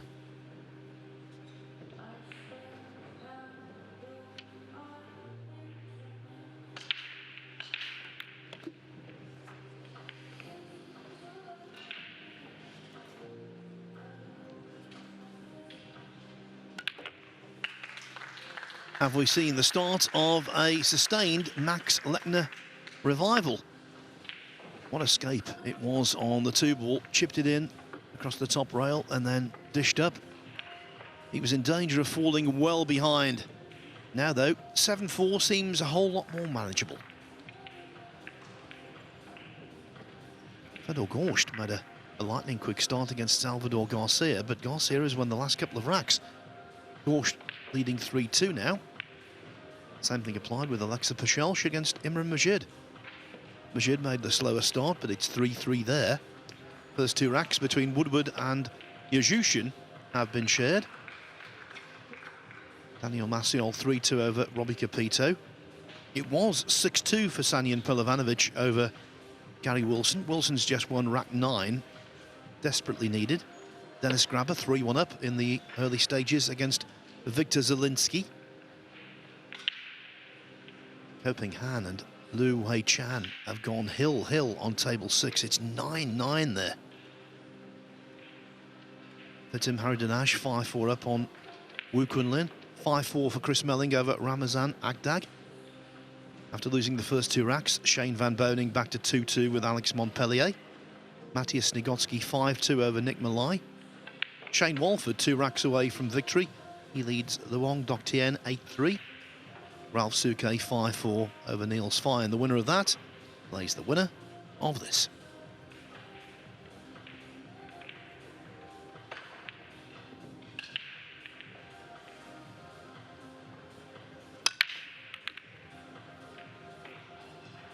And just narrowly missing the 1. 6 a little short in the side, inches away from the 1 for FSR. Wouldn't say fortunate, but good thing the purple's in the way. You could see a 1-9 combination kind of on order if it wasn't.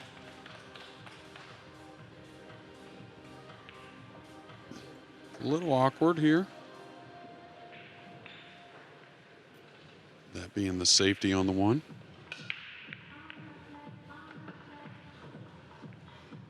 I don't think he can shave the 1 thin enough to drop to the bottom rail and nestle behind the purple.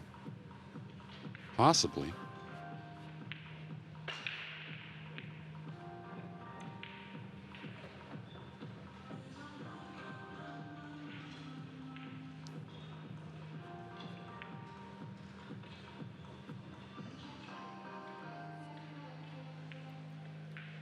Players do get 1 minute after the break. And the shot clock goes back to 30, so FSR checking to see how much time. It's going to burn that extension, it looks like, though.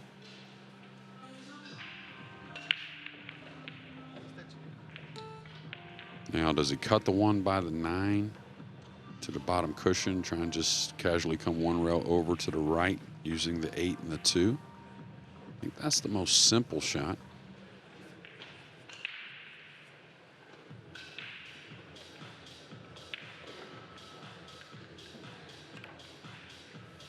He tried to get back behind the 3, and this may open the door a little more for Max. Not only he got the snooker, but a bit more of a kick shot.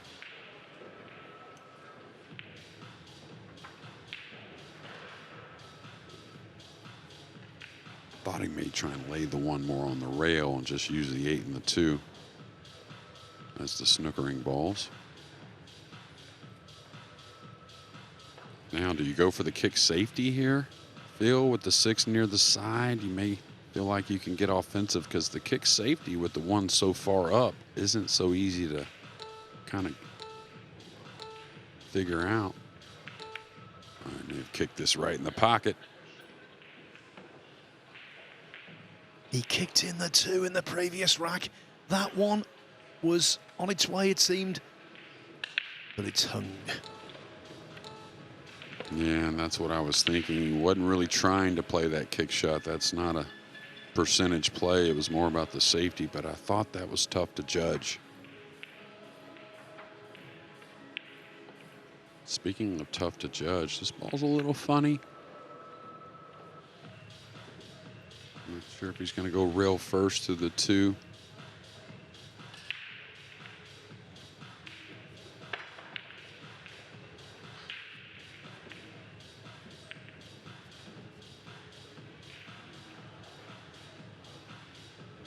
Is in a position where, as he sits there and contemplates, he knows he has to bridge this gap, has to get racks on the board, has to put FSR under pressure.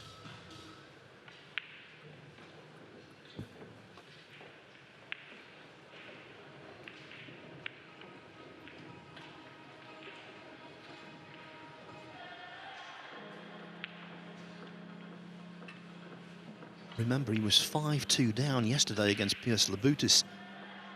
And in rack 6 and 7, he had some very bad luck. Clearly FSR not having the best of position luck there. That's why he had to jump. But it's worked out okay.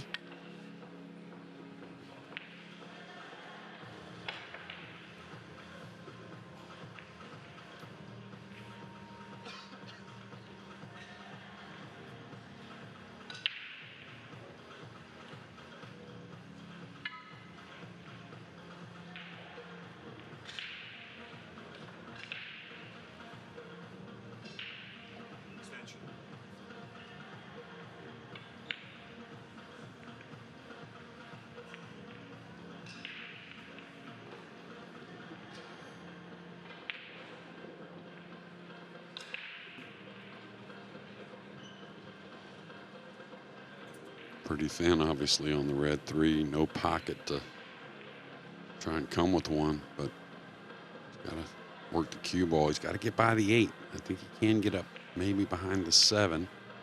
He's got enough of the 3.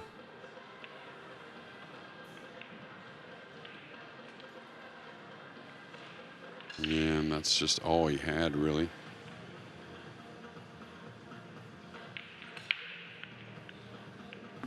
You never want awkward cueing, especially at distance.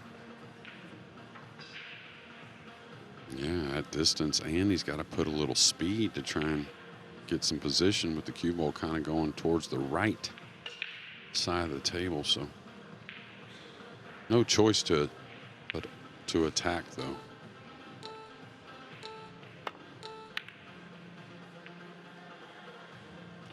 May get a roll here, at least partially.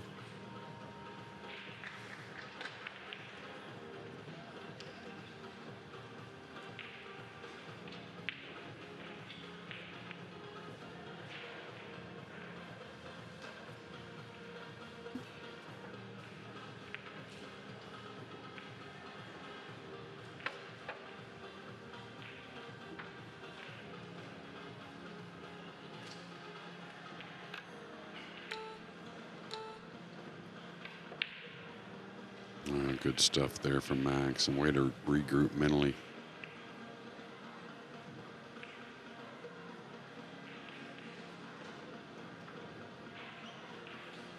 FSR is going to have to show us one here, Phil. I mean, not a whole lot of 3-ball to get to. He's over the 7. Almost has to hit kind of downward, it looks like. Also, ref needs to be on top of this one.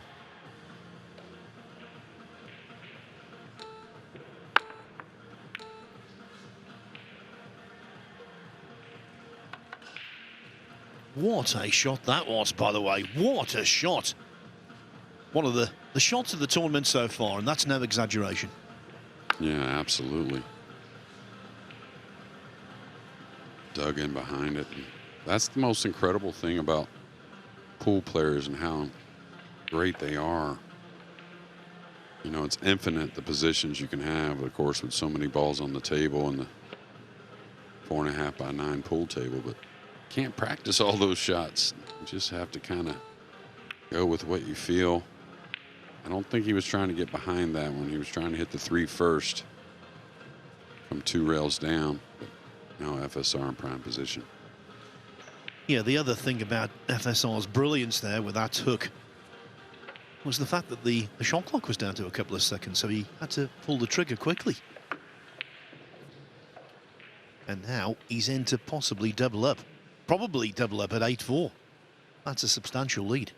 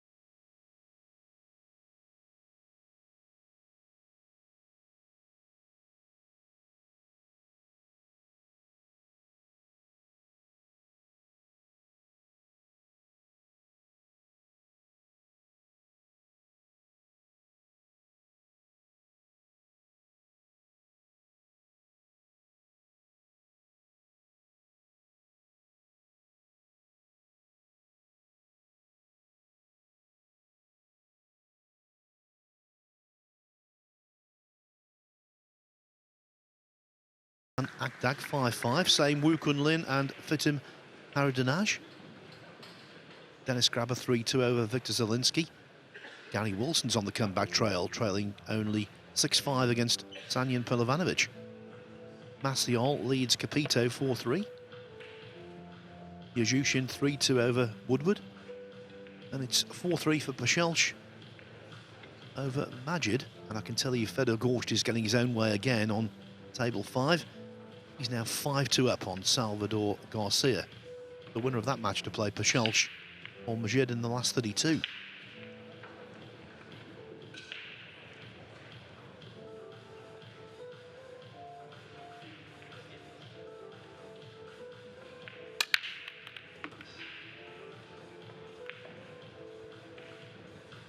Yeah, the 3 looked pretty appetizing going towards that side for maybe an easy starter, but it does have a starter, but not easy. The pink 4, pretty thin from distance. The 5-6 a little grouped. So he may cut this and just kind of go at the purple with the cue ball. Kind of agrees with how he wants to shoot it anyways, I believe.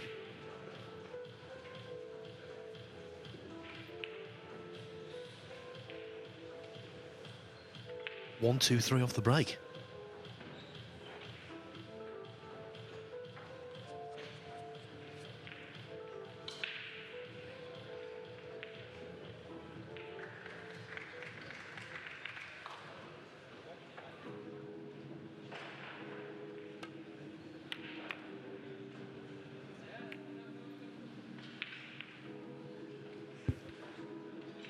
Well, the kiss did not work out in terms of offense, but in terms of putting Lechner in trouble,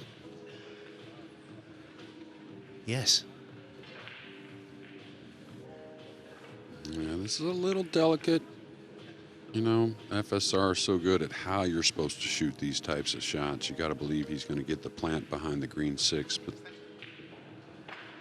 these types of shots, if you're trying to learn them, you got to go through the purple a little bit.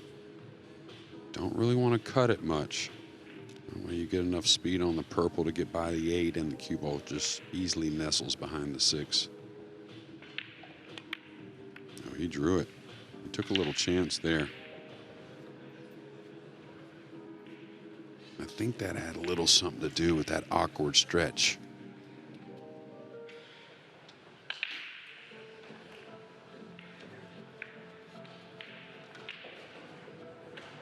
Yeah, so Max made a huge kick shot and got out on the important game to get him somewhat back in it. Needs to bury a big one here.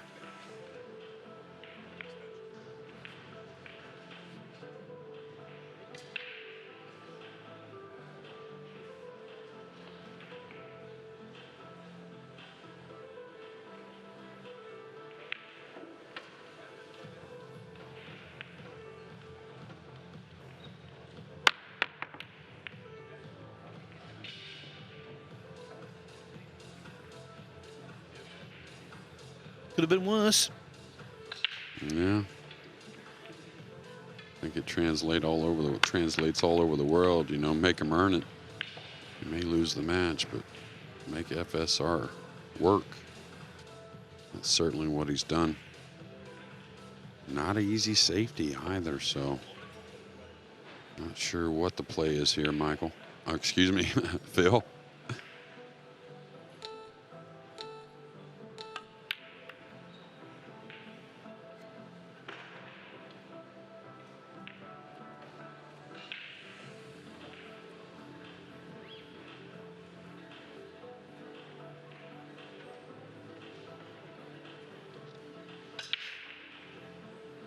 Man, I think this has gotten awkward. Very tight going by the 8. Cue ball near the cushion.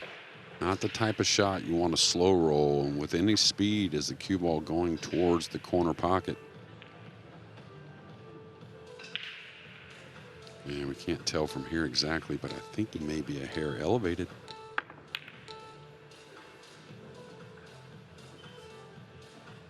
Those middle pockets at the best of times are devilish. Yeah, and you can tell a little frustration there from Max, and not so much just the miss, just what he's been left overall since he missed that big 7 ball, I think, to make this match at 5-4 or 4-4 at that point.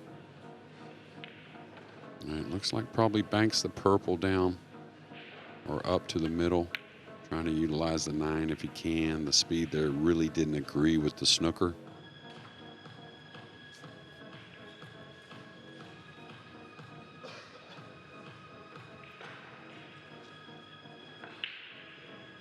May kick behind this one. May go all out for the bank. Not in love with chipping off one side trying to run the cue ball. I like the kick shot from behind more if you're looking at the safe side of things. I like him going for the bank. Kind of let up on the stroke a little bit there. Gonna get it down though, or I thought so.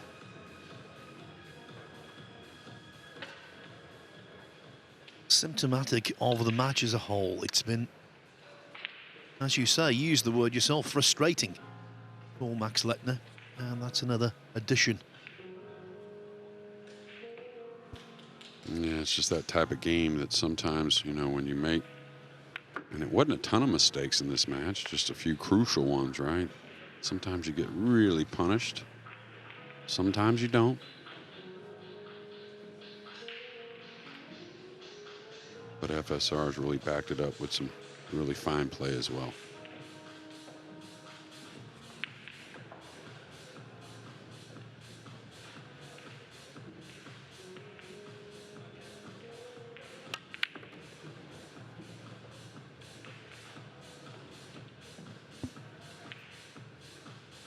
This is always a difficult situation. You don't want to get too thin on the 8 playing it past the side pocket.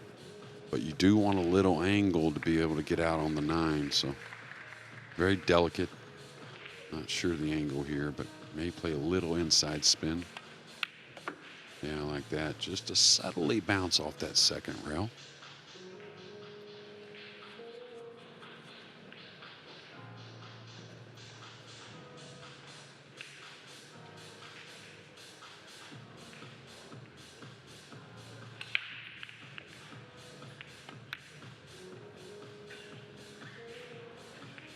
It always looked wide to me.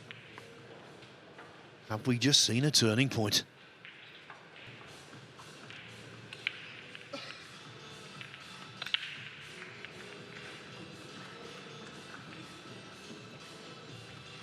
Lechner needed something to G him up, make him believe he could pull this one out of the fire. Maybe the 8 ball has been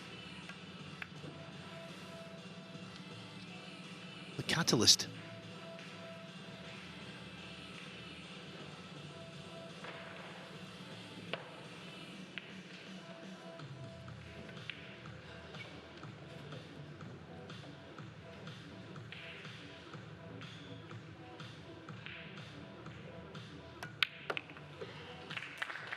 What a difference. 9-4 breaking on the hill, or 8-5 with your opponent breaking. FSR missed the 8, hung it over the pocket, and Max Lechner is still in there fighting, just as he did on this table yesterday against Piers Labutis. Is that match going to be similar to this one?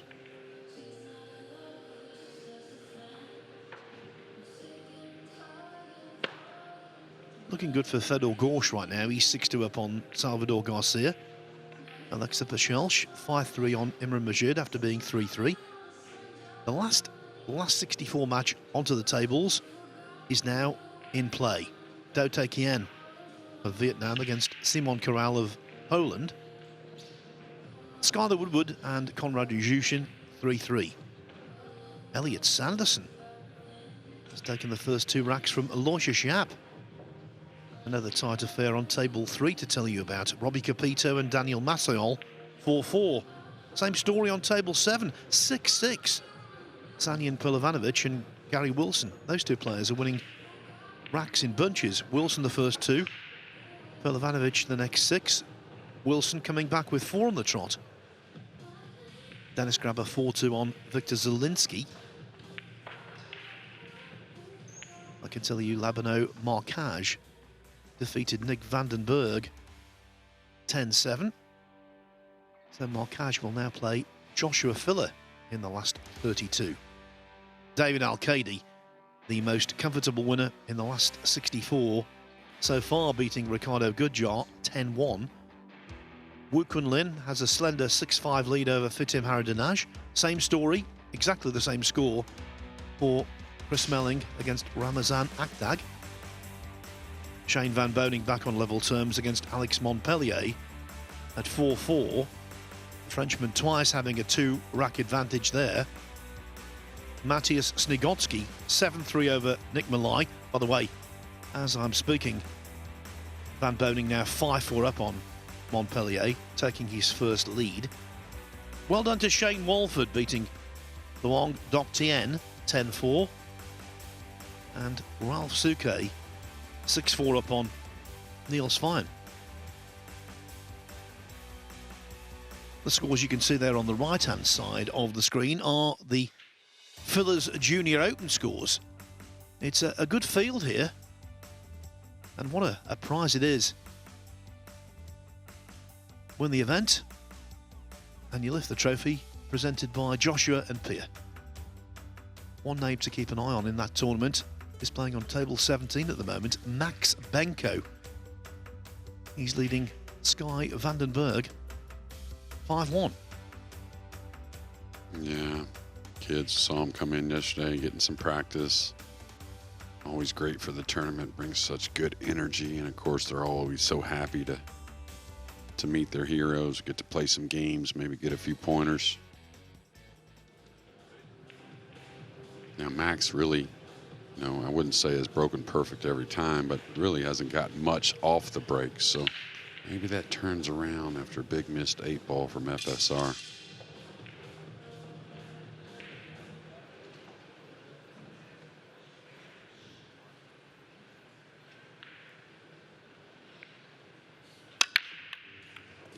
Oh no, just the exact opposite. The last thing he wanted to see. And that one was on him. There were no kisses here. Just one rail directly in the side. Just followed the one ball right on in, and FSR can easily shake off that missed 8.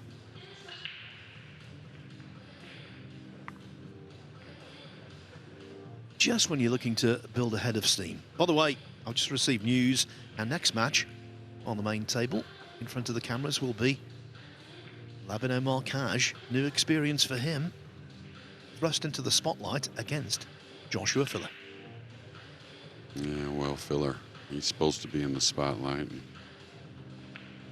Okay, funny little rack. Not too difficult, even though it looks a little more grouped up on the right side rail. He's going to have to play a rail first on the pink, but that will get him to the purple. The 8's in a funny spot. Don't know if that plays really in that right middle. Interesting, he's playing with a little check here to come between the 3-9. Now there's a few different ways you can play the rail first on the pink, and I wouldn't want to be kind of in the proximity of the 3. That may bring the cue ball in a little tight. I would have rather been maybe a couple inches left of the 9. That would be ideal, at least from what I can see.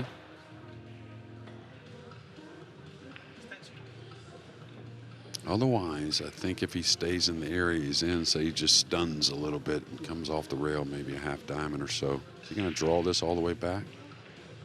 It's probably a pretty smart shot here. Oh, did he get enough? Kind of punched at it. That really needs to go. And I think that's all a result of the first shot. I really didn't understand why he didn't play the 2 in the lower left corner and go forward with the cue ball getting on the 3. I'll tell you what, he timed that 3 badly, which might be an indication he's feeling it. Yeah, well, the thing is, a lot of times a missed ball isn't, the biggest thing in the world to a player. It's how you miss it and what kind of stroke you attempt to make. All right, nice shot. Oh, I thought it was in. These pockets are getting tougher, and things are starting to change on the main table.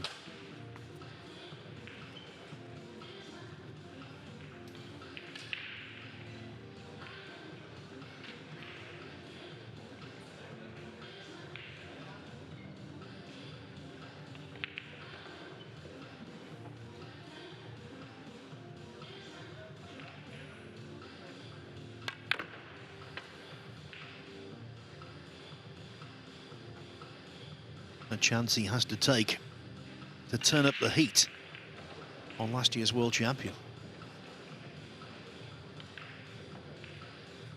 Yeah, and how many times have we seen Lechner fall behind? You know, maybe making a crucial mistake somewhere here and there, but make some incredible comebacks. Doesn't always get across the line, but seems to always make him close, and just can't afford those misses. Even with the snooker, it's going to be the jump cue. He must have played well against Coelho and Rogger on outside tables yesterday to win 8-2 and 9-2, but he didn't play well on this table against Labutis, even though he was successful yesterday, and Lechner off the pace again.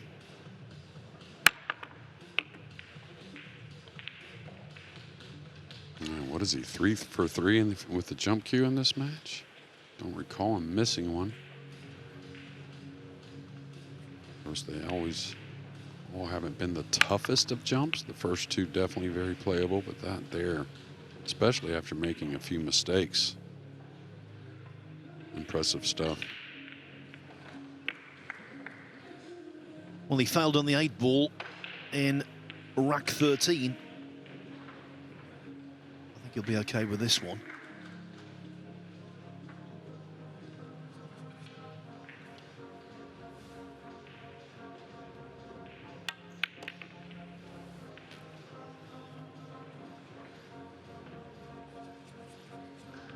But it gives you an indication of just how tight these middle pockets are, that he took a really good look at this.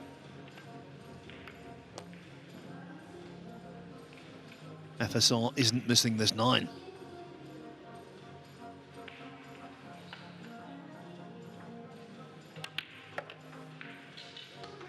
Just when you thought that Max Lechner had the chance to maybe turn up the heat, he's cooled, and FSR is on the hill. He's 4 up with 5 to play, leading at 9-5. And what's more, he's got the break in rack 15. Daylight appearing between Ralph Souquet and Niels Feyen. Now 7-4 to the 6-times World Masters champion from here in Germany. Matthias Nagotsky 7-3 over Nick Malay. Shane Van Boning, 4 racks in succession for the great man from South Dakota. He's now 6-4 up on Alex Montpellier. Ramazan Akdag leads Chris Melling 7-6. Wu Kunlin 7-5 over Fatim Haradinaj. Victor Zielinski 4-3 down to Dennis Grabber. Gary Wilson is back in front against Sanyan Pilovanovic. He was 6-2 adrift, and 5 racks in succession for Wilson means he's now ahead 7-6. Daniel Maciel 5-4 over Robbie Capito. 2-2 early days, Aloysia Schaap and Elliot Sanderson. Skylar Woodward 4-3 down to Konrad Yuzhishin. First rack on the board on table 6 as Simon Corral draws first blood against Do Tae Kien. 5-3 Alexa Pachelch over Imran Majid. And it's all going swimmingly for the world champion and the world masters champion. Fedor Gorshti leads Salvador Garcia 7-2.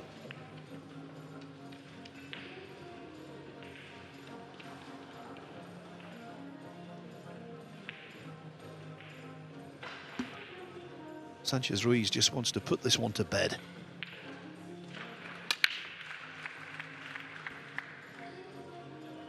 Yeah, well, he's going to get a look at the blue 2. And pretty easy position on the 3. The 7-8 tied up on the side cushion. So Max Lechner happy to see something difficult. Now this blue 2, again, at 4-inch pockets, no hanger. You have to hit it cleanly. Coming from the center of the table, there's no sliding this one in. But you can see a very actually playable thing on the 7-8, the group on the 7-8. FSR being so smart with the 5, the purple 5 on the bottom cushion. You probably play an angle later in the rack to open the 7-8 with the 6 kind of over that right middle. So first things first.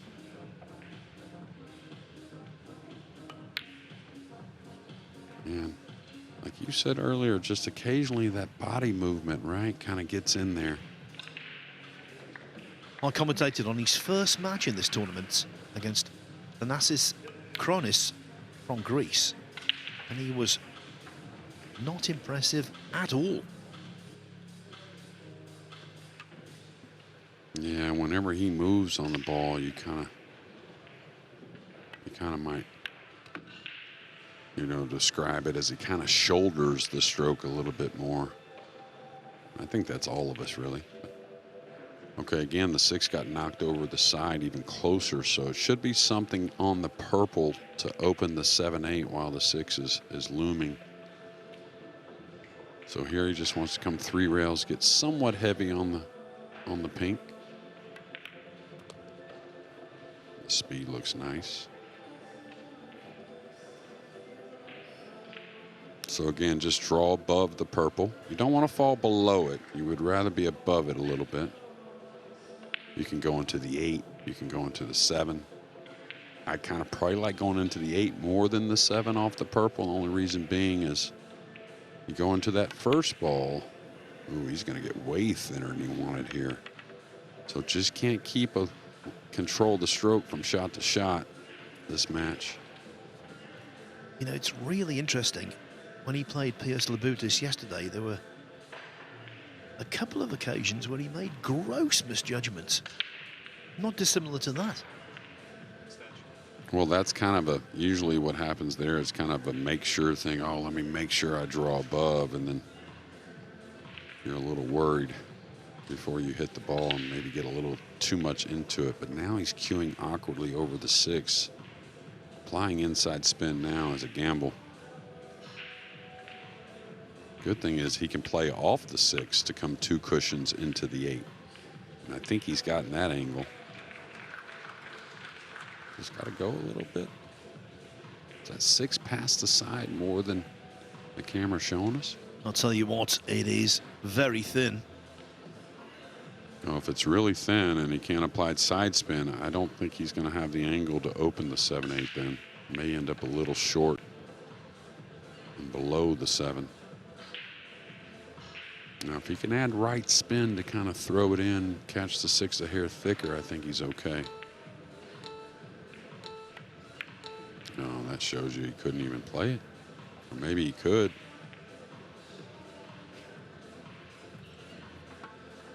So you can see it's going to be the 6 in the side, screw the cue ball back a little bit, and then bang the 7 around using the 8.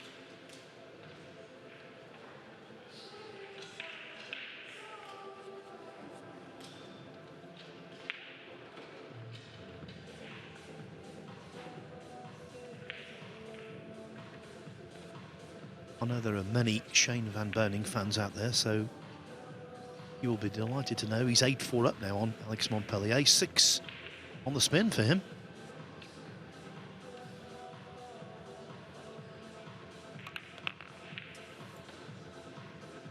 Yeah, a little.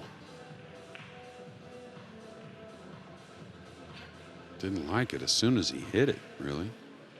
Now he's got, if he's going to try and stitch him on the 8, I think he's got to slow bank this around. Can't really put the speed on the 7 and just a little right English.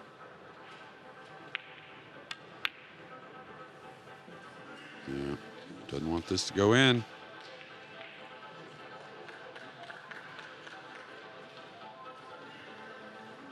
There was just a momentary look there, wasn't there?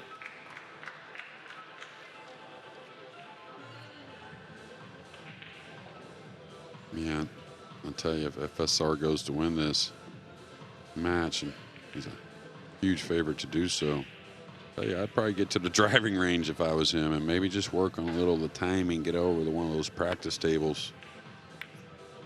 Good effort there, Max. It's going to give up a shot, though. Yeah. You would assume his tournament is over, but remember, in rack 13, FSR missed an 8-ball down the rail, but he's 3 pots away from advancement.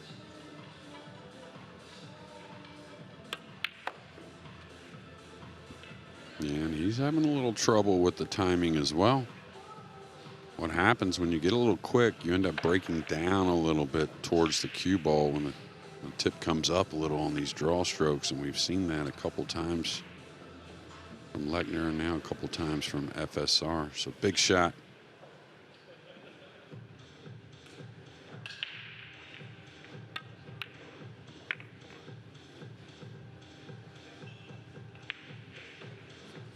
Given the circumstances, given the way he was feeling, that wasn't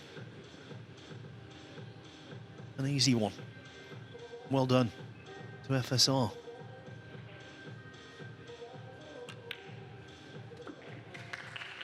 And well done for gaining the desired result. It's one of those matches where, I'll tell you what, both players will not be happy with the way they performed. Far from it. But at least FSR has got the consolation of going through and remaining in this European Open. Max Lechner goes home disappointed. FSR wins by 10 racks to 5 and will now play in the last 32 either Ralph Souquet or Niels Feijen. At the moment, Souquet over on table 15 is leading by 7 racks to 5. Next up here on the main table, in around 5 minutes' time, your next entertainment will be a last 32 match between Joshua Filler and Labano Marcage. It is David versus Goliath, but sometimes David wins.